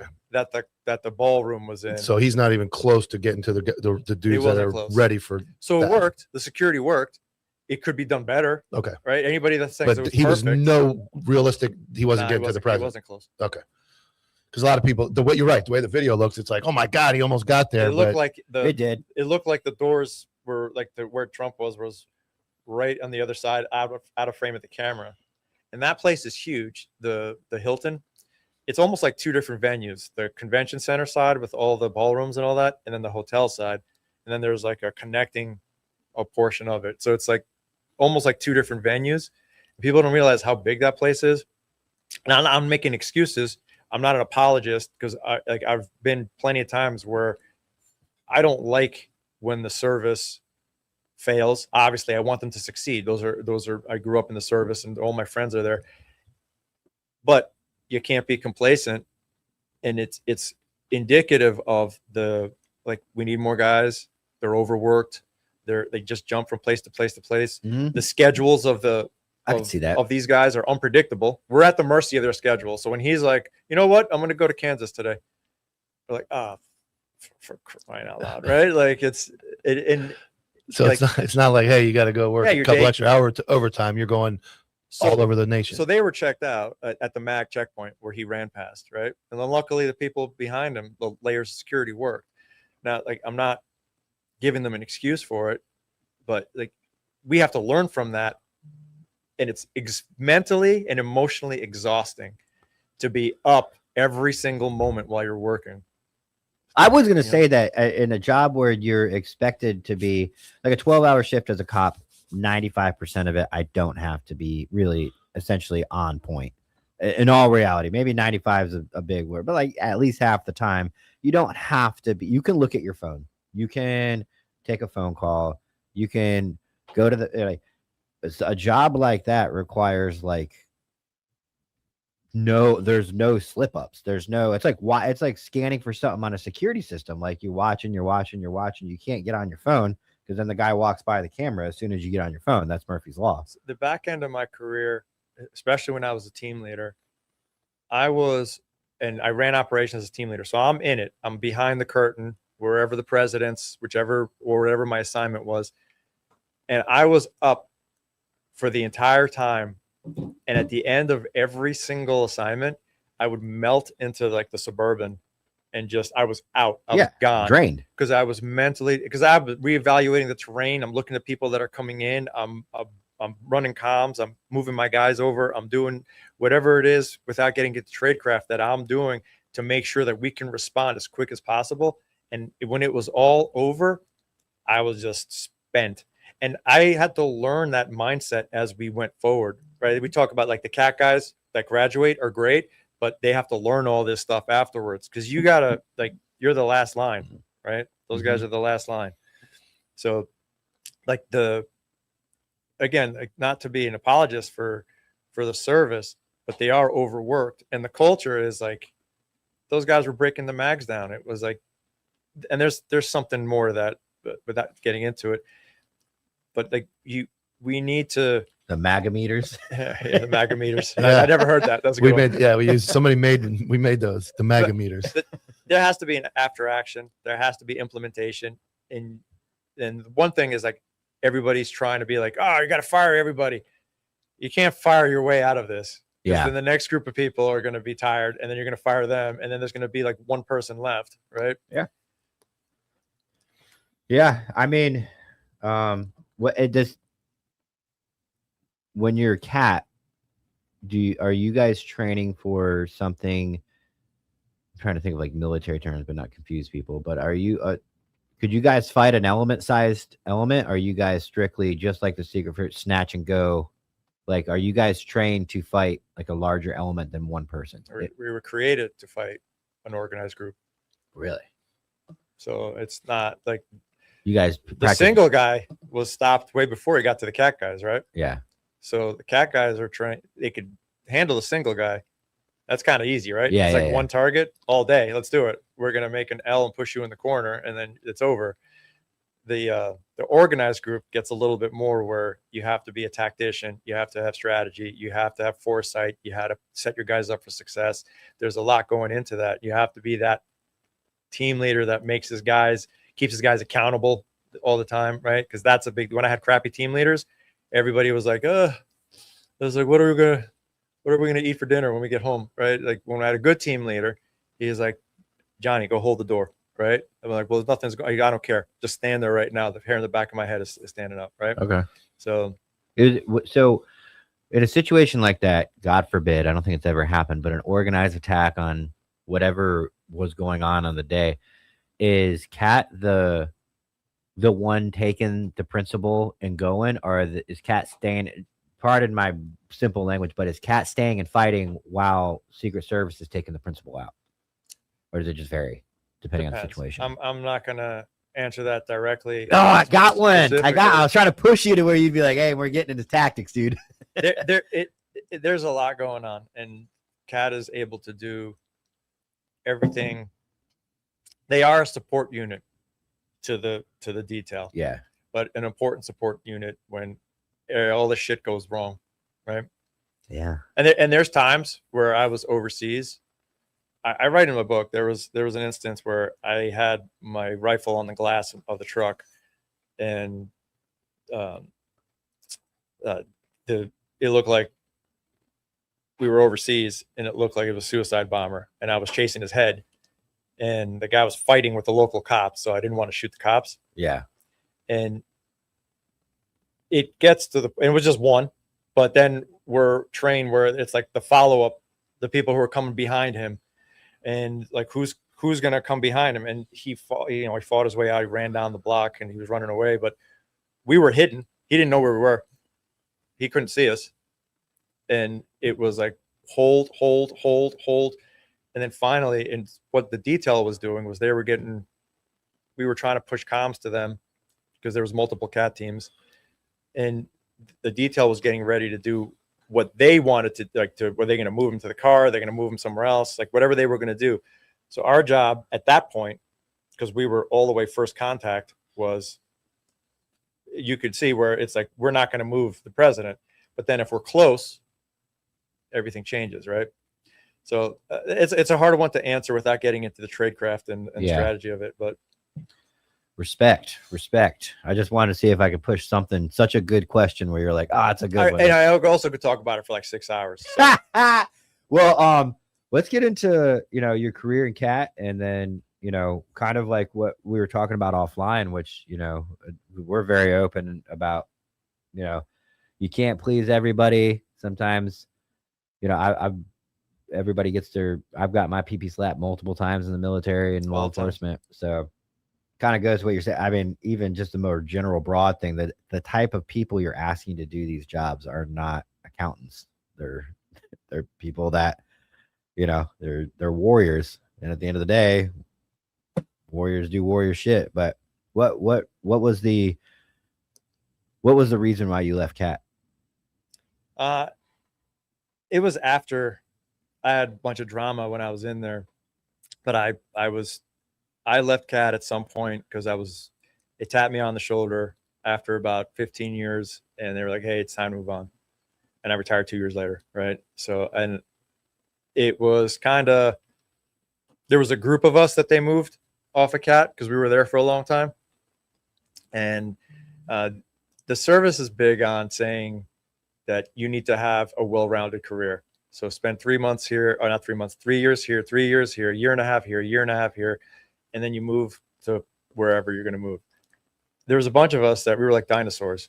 We were on CAT together, and you're talking about like 45 years of experience, and in one day they just moved everybody off because I wasn't at that point, I wasn't the target, but I was kind of put into that group where if you do it to one person, you got to do it to everybody. What happened before that, though, when I pissed everybody off, was I pissed everybody off mainly because I kept pushing the envelope as to I wanted us to just be better and better and better. And the service never gave me excuses. I never gave the service excuses, right? So it was like, I need us to be able to do this communications matrix better. I need us to be able to communicate. I need this infrastructure to be plugged in. And it wasn't important. To them. But yeah. And then also, I think we talked about it too. How you do it matters. It's like, how do you make things worse? I know how to make things worse, man. Right? Like, I'll tell you right now, it's like, you're yelling at me. I know how to make it worse. Yeah. So I had to learn that tact and diplomacy. And it's hard to not look somebody in the face and call them a fucking retard. Yeah. And when I got in trouble, and the thing I got in trouble for was not as like severe. There's a bunch of guys took my rifle, they destroyed it. I took it back. It was completely destroyed. I had to rebuild it. And then I function fired it on my property. I live on a subdivided farm. And short version was somebody nearby where I live, there's gunfire all the time. And somebody called the cops. Cops showed up. My neighbors are firing their weapons too. It sounded like the Punisher lived like across the way. And the cops are like, "Hey, we're here if somebody fired their weapon." And I said, "That was me," as they're firing next door. And I just owned it right there, right? Because like I rebuilt my rifle and fired 7 rounds into like a 7-yard berm that I built, right? So I function fired it. And then I was like, all right, cool. They're like, we're going to call a lieutenant. I got swatted basically because the guy who called the cops said that I was killing my family. Are you fucking kidding? No, yeah, that's a true story. It's in police. It's in police report. And it took everything inside of me not to go to that guy's house, right? Yeah, I can imagine. And he's since moved away. I live it every day. He's since moved away, right? And so it's pretty dumb, right? Even the cops were like laughing. They're like, "No, it's not a big deal. These dudes are firing thousands of rounds next door." And I called my boss, and then the next day, or when I went to see the big boss, he just was like, he started yelling at me, and I'm dumb, I'm stupid. But his exact words, and I'll never forget it, was, "I got you now." Ah, It's his exact words. I'll never forget it. I got How you big? now. You lived on property. How big? Acres, right? And then it butts up to woods that. Oh my god! him saying "I got you now" is like, oh, so the last couple of years makes sense now. I mean, I was respectful, but I never put up with any of their bullshit. Yeah, and truth be told, they've done things way worse than that. I just got caught. Right? It sounds like you should be able to do that. No, This is Florida. You can do that. yeah. It must not be. No, Maybe it depends who you are. okay. In Florida, the people shoot guns No, everywhere. it depends who you are. Like those guys who Was it because it was a government gun, or was it because the shoot it off? That's what they said. And then I got ultimately, and it is a whole drama surrounding it, but ultimately I got suspended for 2 days. One was I displayed my weapon in public, and the other one was I armored my own weapon, and I wasn't an armorer, a certified armorer. Beautiful. So even the second one is like a gotcha. But Well, the first one, you're on your own property. I was an instructor for how many years building these fucking things. So, but I wasn't a certified instructor. They had to give me something, Yeah. right? So, Wow. but that sent me down. We're talking about Dustin Poirier. It's the same thing, man. right? Like that threat of my identity being on this, in this place that I love so much. I love the people. I love the mission. I love the stuff that I learned. And the threat of me not being there just plunged me into this like depression, man. Yep. I was not doing well. I was suicidal. I was, and then I had my friends, right? Like my guys loved me, like all the people that I work with.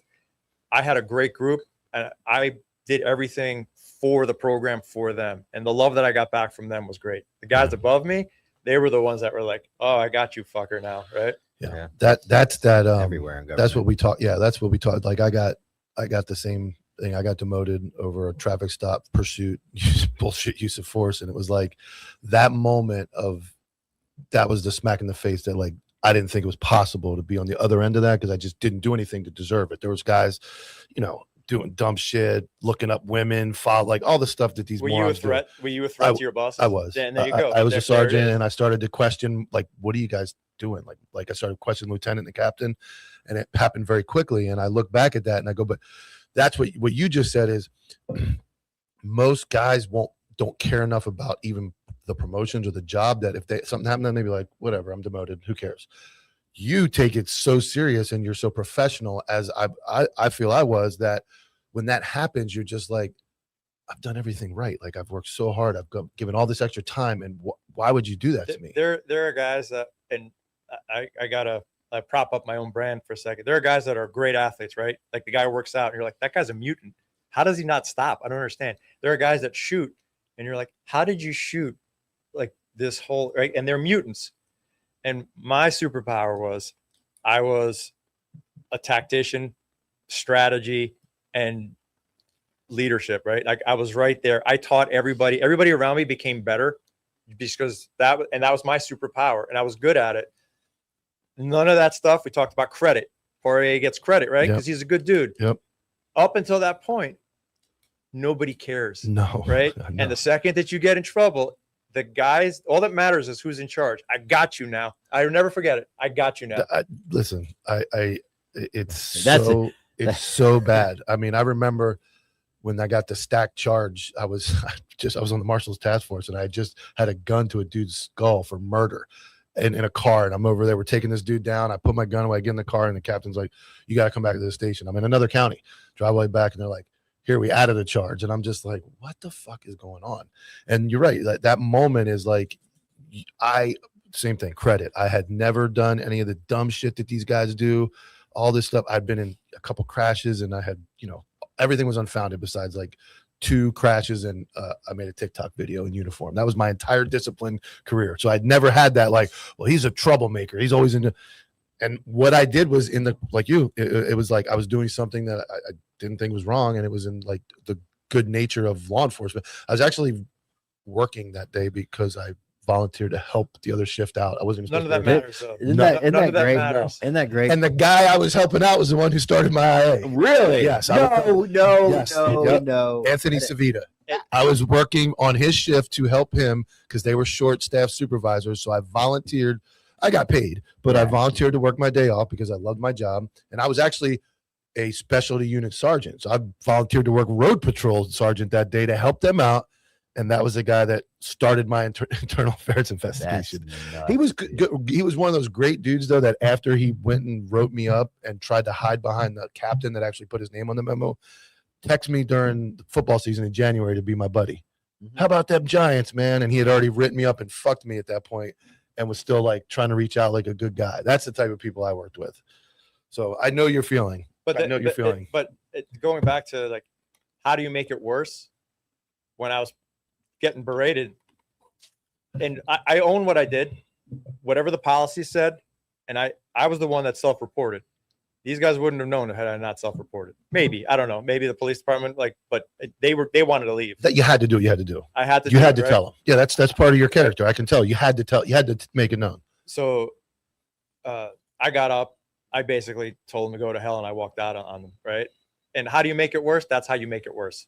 Because it's afterwards, they're like, well, now we're really going to screw them. Now they focused on that, and they didn't even focus on anything else. So I just handed it over to them. I just kept doing it. And like, I learned a lot because a year later, and I fought back. I basically fought back, and I was back on where I wanted to be. So like they couldn't get what they wanted out of it, which was to remove me. So because again, are you a threat? Are you a pain in the ass? Do you know where the bodies are buried? That's me. I know where the bodies are buried, right? Like they don't like that. So how do you make it worse? More like the people who are listening to this, because there's people right now that are going through something like this. Doesn't mean law enforcement, it could be anywhere. Yeah. It's like don't make it worse, right? And just make sure don't hand them a victory. Well, there's something I want to talk to both you guys about, which is the I know where the bodies are buried type of people that will trust you and you trust them and they burn you. But real quick, we're going to bring in Wyatt. We have a Ukrainian correspondent, Wyatt, out there on the front lines giving us an update on I've never Ukraine. seen him not in a car. Yeah, you're actually not in a car. Yeah, I'm on leave right now, so feel very lucky that I graced you all today. Sheriff and Shylock. Akron, Ohio. He's up in Ohio. Yeah, where do you go? To Moscow on leave? What do you do? How's it going, guys? Sorry, it's been a while. Combination of schedule and technical problems. Well, I mean, outside of giving us trade secrets in the war, what are some good updates? Well, I mean, if you want some trade secrets, start throwing some dollar signs my way. As far as like recent news updates, I only have 3 things. They don't really seem spectacular, but strategically they're pretty important. The first one, the Crimean Highway, big highway running along the south of Ukraine from Russia all the way to Crimea. It's the main highway that Russia uses to supply their troops from Crimea, from Kherson to Dnipro. Our medium-range drone units have shut that road down. Russian troops may no longer drive on that road. Their fuel has been cut off. Their food has been cut off. Their ammunition has been cut off for about 2 weeks now. So we're starting to see gains in Zaporizhia, in Dnipro. Some somewhat unconfirmed reports of gaining ground in Kherson. I haven't confirmed that myself, though. So strategically, that's a really big move for us. I said back when I first started commentating for you guys, our goal in 26 was to break their back logistically. And that's what we're starting to pull off. I mean, I guess it's detail by detail by detail. I mean, how since this started, how much ground has Ukraine gained back? Would you say a large chunk, or just is it mile by mile? What is it? Gained back depends on which time frame you're going from, because Russia made a lot of ground in the first 3 months and then lost a lot of ground. As far as, let's just say, the past 12 months, it's been a bit of a trade-off. We're gaining a few kilometers here, a few kilometers there, but out in Donetsk, we're losing ground. A few kilometers here, a few kilometers there. So it hasn't been a substantial. Would you say it's a net positive that the ground you're gaining, or do you think you're actually overall? Do you think you're overall gaining ground little by little because of the ground you're losing, or is it just a stalemate? Well, if you wanted to just estimate it on the map, it would look like a stalemate. But every Russian that gets deleted, it would be a net positive.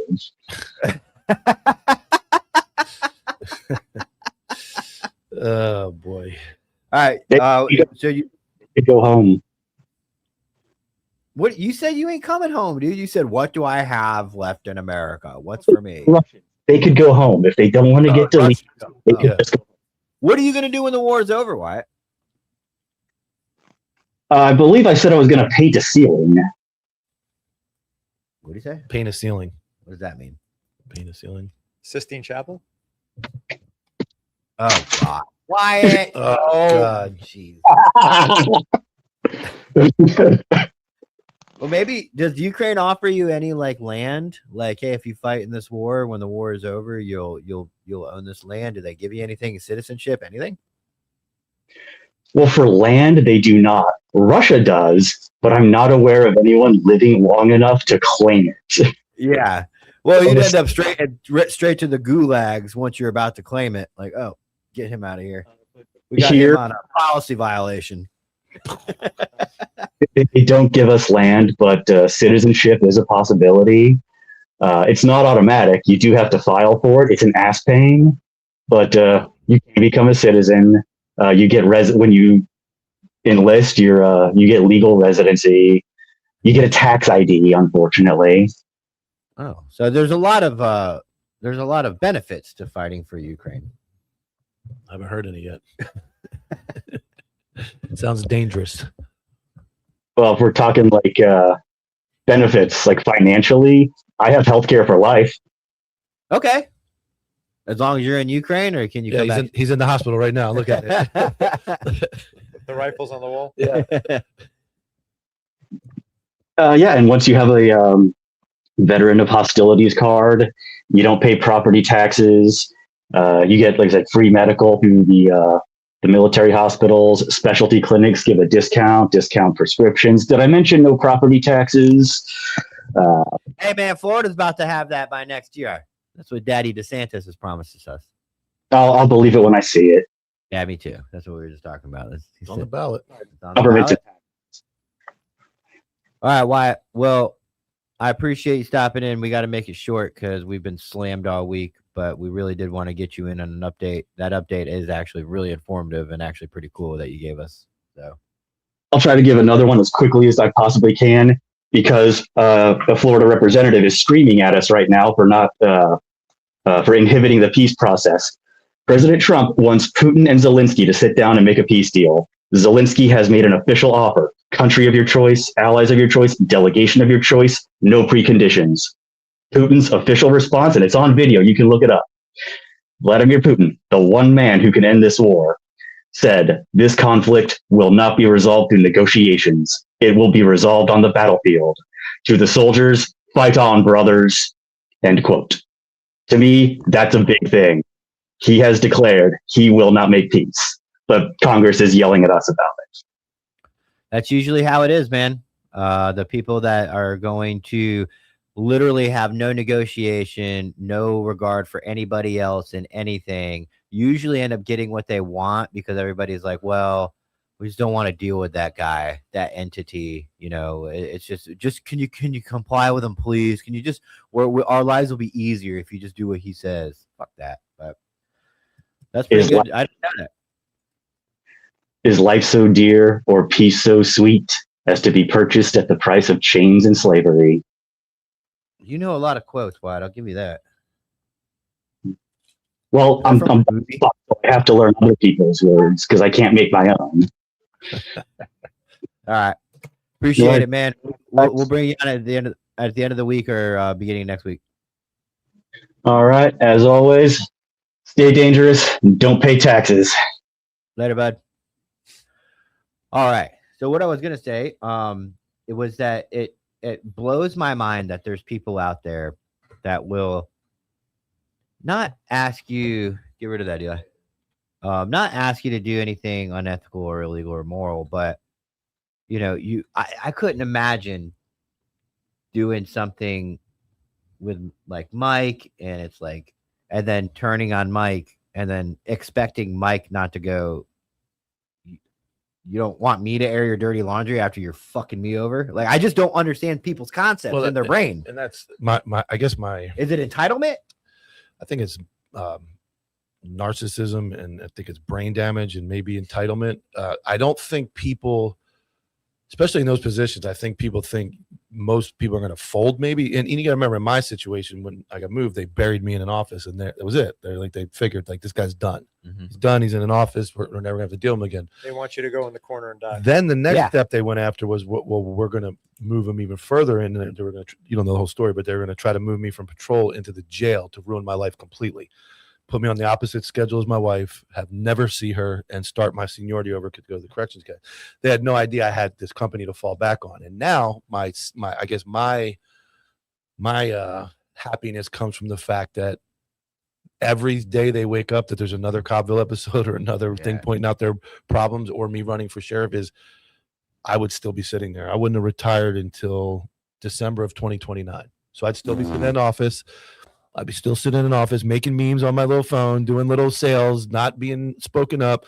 Unfortunately, I will admit I would have most likely stayed quiet had they just left me alone. And I'd be sitting in an office right now at the sheriff's office, not able to do anything, never get promoted again, never do anything cool again, just sit in an office. They would have had me under lock and key, but they finally pushed me past that moment of like, fuck this. It's Like the they're same not going to story. tell me what to do. You're literally all you're doing is changing the names and the departments. It's the same story. Yep. So this is all their fault. Everything that happens every day, every episode, everything that goes on in Indian County and everything they have to deal with was they won and they just had to leave me alone. And then they wanted to keep pushing. And eventually I'm like, just like that. I was at one point, I was Dustin Poirier at the airport. They had me, I was down and out. And then I woke up one day and I said, nah, bitch, like I'm not staying here. But then they use that just one. Yeah. Right. Oh, yeah. Oh, your Yeah. bad day. Look how angry you were. Yeah. Well, that's, like I said, today's episode, I talk about that on my show. Just this guy's got a million bad days. Just most people won't stand in front of a camera or Dustin Poirier and post the next day and go, you know what? I had a fucking bad day. If you can apologize, man. Yeah, it's huge, isn't it? And all those guys need to be perfect. All these people that did whatever they did to you, Mhm. they need to appear perfect. Any blemish, because you're a blemish at that point. Oh, yeah. You're an object, right? Like what happens when you're an object, what do they do to you? Yeah. They either ignore you, go around you, or remove you, Yep. right? Yeah. Because they try to objectify you. They try to make you a thing, right? So it's I guarantee you there's going to be people that blow you up afterwards. I call it my buddy, and whenever I have my up and downs about what I'm doing and all that, my buddy will be like, hey, bro, you're on house money, dude. You're on house money. He's like, you're in their brain 24 hours a day. They're always worried about what you're doing. They're thinking about you. You have nothing to, you're done. Like I am. I'm retired. I have nothing to worry about. My bills are paid. My life is fine. And it's like, I just look and I say thank you. Honestly, I say thank you to them because I would have never explored all this. I would have never had that. But it takes you freedom. You You got to go through it. Yeah. But at some point you wake up and you're like, bro. If you do the work. Yeah, I put in a lot of work. I'm not skipping that part. There's a lot of work that goes into it. And then like everybody's got demons, right? Mhm. Like everybody's got like demons, like whatever they are. You just became theirs. Yeah. It's every Wednesday. Like, every Wednesday at noon. Dude, so are you mentally just disconnected from the entities involved that fucking just did you dirty? Are you done thinking about them? Or No, you know what the thing that set me the freest the most is like I forgave them all because it took me a long time. Don't get me wrong. There was, you have all those like images in your head of stuff you want to do to them, but like I forgave them all, and it took me a long time. I knew exactly when I forgave them because there was something that happened, and one of our friends passed away, and I hugged one of the guys, and I told him I'm sorry because it was his friend, and like my friend was like, "Why'd you do that, dude?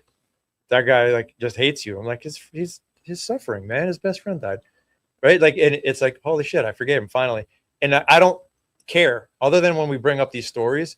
It's like I don't talk about them other than like examples. I mean, like, you want to know what not to do? Let me give you an example of what not to do, right? Like, but other than that, it make me free where I don't have this. I don't carry this anger. I get annoyed. It's like, how could they have done that shit, man? Yeah. But at the same time, I wrote a book.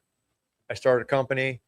I help so many people, and I don't get paid for any of it.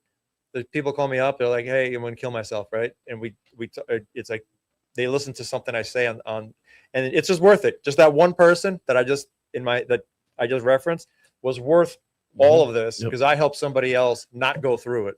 We talk about it all the time. Like our buddy Jack here is, we were able to make. He got cancer and he went down and out cop. He lost his job and he was able to meet another guy named Jerry, and like we've created these connections, and it's like I would go through all that bullshit again to get on this side and have these new connections being made and being able to help people. So I get exactly How free what are you're you saying. now? That's what, yeah. How When free you are get, I was going to say, when you get past the anger, which I was in the same boat, once that anger leaves and you become free, you are then the most dangerous person because nothing can bother you. Nothing can get to you. The last couple of years, man, I walked around the service. I didn't give a fuck about anything. And I did my job and I did it well.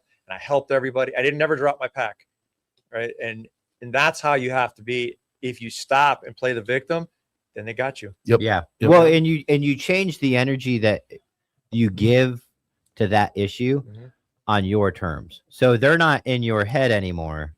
Like, fuck, like just making you like pissed off about it. Like when something like that first happens, it's initially like all you can think about, fuck. And then when you can change that, because I kind of was like around when Mike was going through that, not so much at the very beginning, but I watched him leave anger and go now to strategy.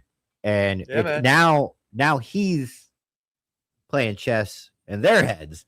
But there's that anger that's just getting dicked. But you have to get past the anger.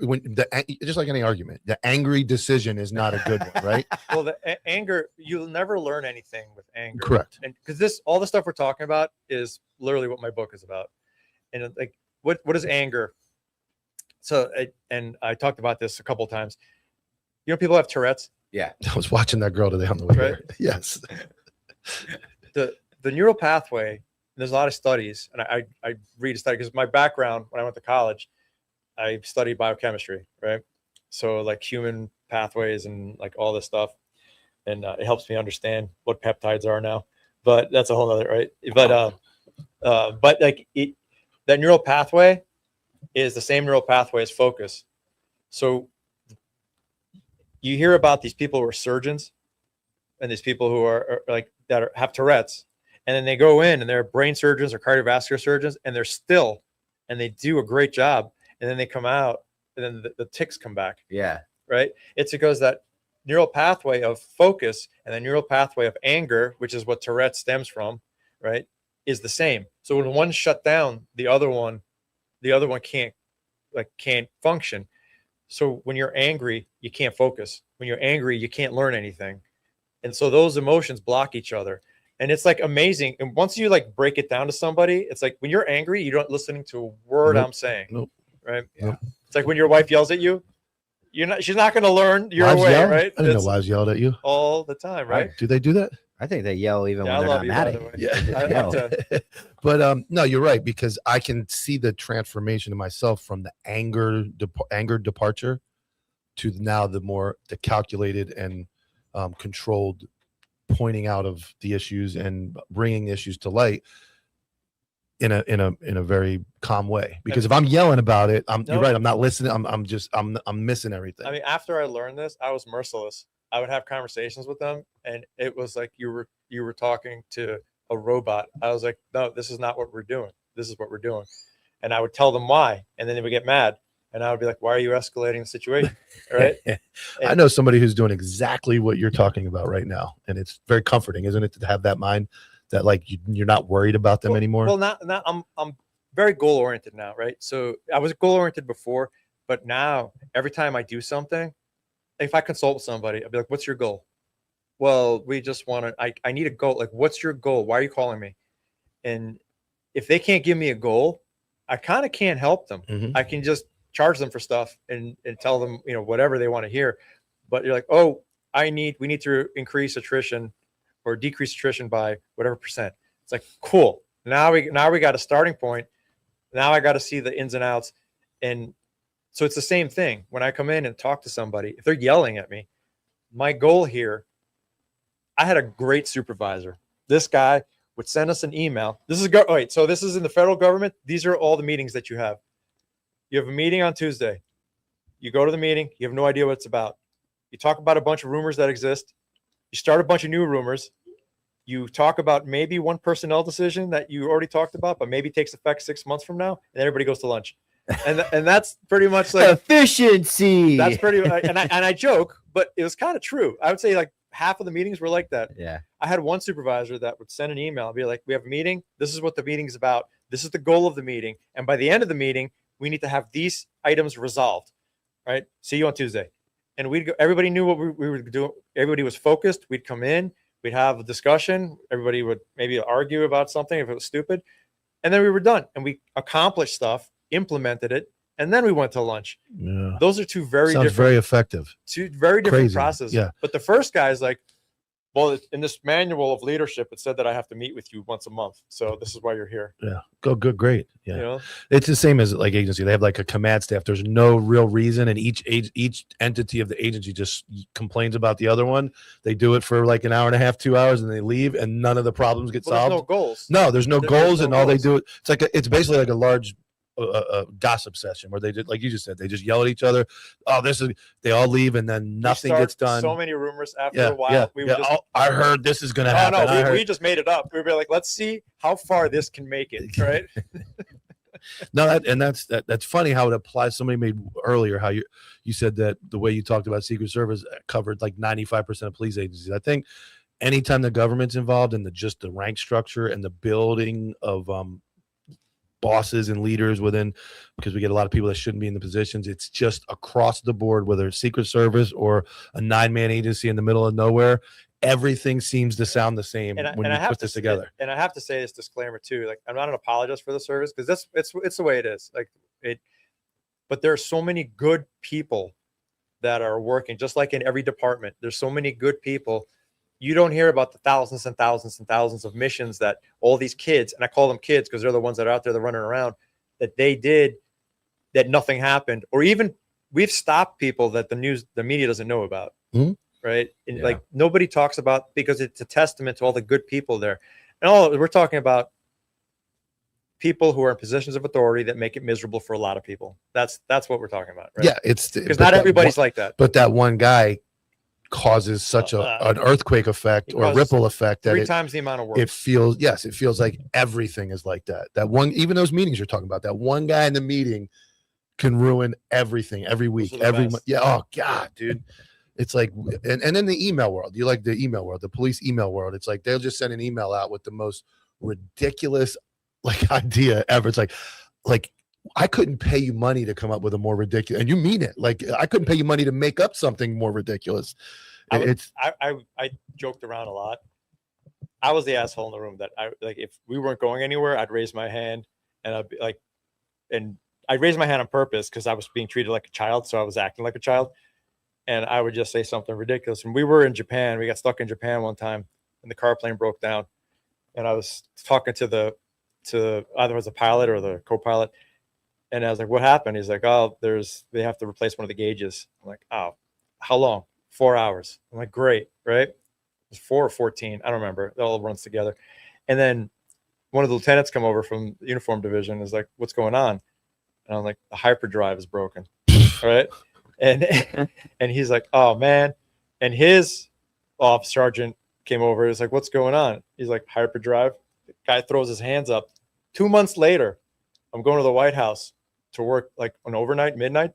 And I pull up and the guy was sweeping the car because they run the dog around the car.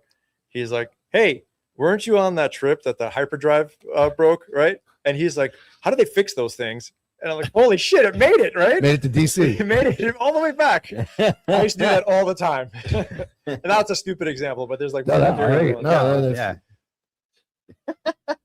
some levity in this, right? Like we were like too I guess serious. the pay's a little higher, Secret Service, but unfortunately for the guys that want to be feds, it's the bureaucracy is the same. It's just it pays a little more money. Sometimes it's even worse. Yeah, I was gonna say it's probably even more red tape. Yeah, in the federal government. Well, I know even working with the DA, in order to even get buy money, you had to fill like 97 forms and all this. You're like, come on, dude, this is ridiculous. That's one good thing about the service. If I had to run someone's background because it was like exigent, because it's like somebody's threatening whatever the president, we could do that quick. Or we used to. I don't know what it is now, but like we used to be able to do that quick. Like all these other federal agencies, you got to submit requests and it takes all this time. Well, I mean, I would think you guys would have carte blanche. But importance. It is a detriment to a lot of places that like they could do their job quicker if they just did this exigency. And people make it. You know why, right? Because we always did it that way. Right. It's always been. Why do we fill out 19? I was still filling out carbon paper forms, 10 years ago at the DM because we always did it that way. Deadliest words in law enforcement. Yep. The way we absolutely, man. That is. I'm glad you said that earlier because that is the absolute truth. Did they ever red cell you guys? For like anything? Like, did they ever just test security? Like Secret Service testing secrets, like much how like a like a I'll, asset protection security I'll guard. just say like- yes. Yeah. Yeah. Just to keep. I mean, Didn't we see when the Secret Service agent ended up with all the gold in his house? was it The Secret story Service? we had wasn't recently. Is that true? There was a Secret Service. I thought Was it was it an Secret agent Service? or was it CIA? Might have been CIA. Might have been CIA employee. It was somebody that Yeah, it ended was up. a Secret They Service. needed to do like a mission undercover. They ended up with like $2 million in gold The bars. FBI. I was wondering if you could pull that off. Like, I need $2 million in gold tomorrow. You say that. It's funny. You say that. There's people, big bosses that have gotten in trouble, and the cops are standing there, and they'll pull out their credit. They'll be like, "I'm working undercover." Like, you're a headquarters dude, man. Yeah. Right. And then they get off like on whatever. But Yeah, there was. I can't remember if it was CIA or. I or would Secret have heard Service. about that. Like, Maybe it was CIA. It was CIA because the FBI did the investigation because they had nothing. They The did guy had like $2 million in gold in his house. He said he needed Like it for collector, like man. a deal. the charges were very, very, very, very juvenile compared to what they were obviously going for. But the initial charges they had was like Misuse of funds. yeah, and- misuse of funds. But he clearly took bribery money. Yeah. $16 million in gold from another country. But so your book. Before we wrap this up, I want to get into your book. I've got it on the screen. Obviously, you said it's in pre-sale right now. It's available everywhere. July. it's available. It's on Amazon, Okay. and it's July 14th. I try to time it July 13th. The publishing company. but- Juneteenth. Right. The Juneteenth. That's right. So I mean, and just to kind of paraphrase the book, like, what do you go into? What do you dive into? I talk about egos Oh, and okay. how like our egos pretty much pervert all our decisions, and how you go down this like self-serving path, and you just become like whatever. If for me, it was from the perspective of being a Secret Service agent, and there's examples, not just of me. There's stories about a whole bunch of people. The first quarter of the book is like a downward spiral, and it takes you down where your identity is what you're doing, your job, cat, all right, SWAT team, military, MMA fighter, and that's just ripped out of you, Yeah. right? Oh, okay. Whether it's from your own, you can do it to yourself because you retire, or somebody does it to you, Yeah. and then how you pick up the pieces and you build back up. And there's like, how do you become a stronger person? And kind of like the way I talk now is just the way that my personality is all over the book, and these are the concepts too that I talk about, because I did a lot of research and networking and all this to climb out of my own personal hell. So the book is like, how can I help people from the Secret Service perspective? I talk about CAT a lot. There's a lot of, interesting and funny stories. There's funny stories, there's sad stories. There's shit that people like be like, I can't believe this is real.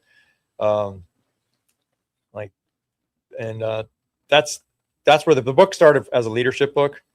And then I started making it into a comedy. Yeah. Right. All the stupid stories that ever happened to me, I started Yeah. putting them into a book, and then it turned into this. What publishing company do you use?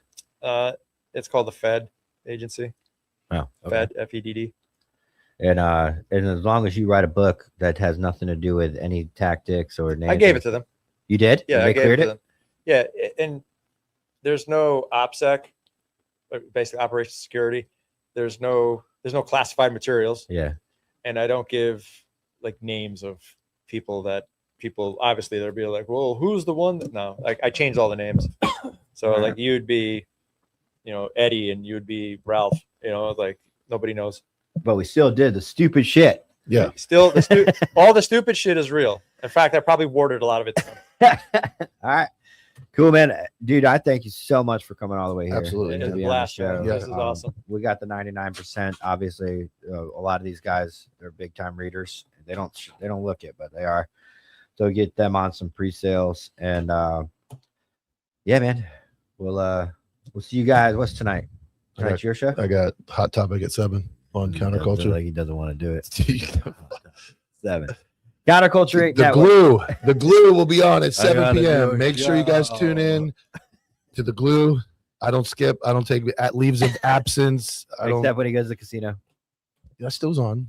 What did I miss? I didn't miss a show. I didn't miss any shows. Yeah, we got Hot Topic tonight, 7 p.m. on the Counterculture Inc. Network, and then tomorrow we'll be back 1 p.m. Eastern Standard Time on YouTube, Facebook, and X for the Anti-Hero broadcast. Please go give John a follow on his Instagram page. We'll cut some reels out of this and collab with you. So John.Constantine10. Man, I'm hungry. Constantine10 is all one word, but if you look up John Constantine, it'll pop right up. He's a guy in the aviators that looks really cool. You'll see my stupid face. All right, guys. We will see you tomorrow.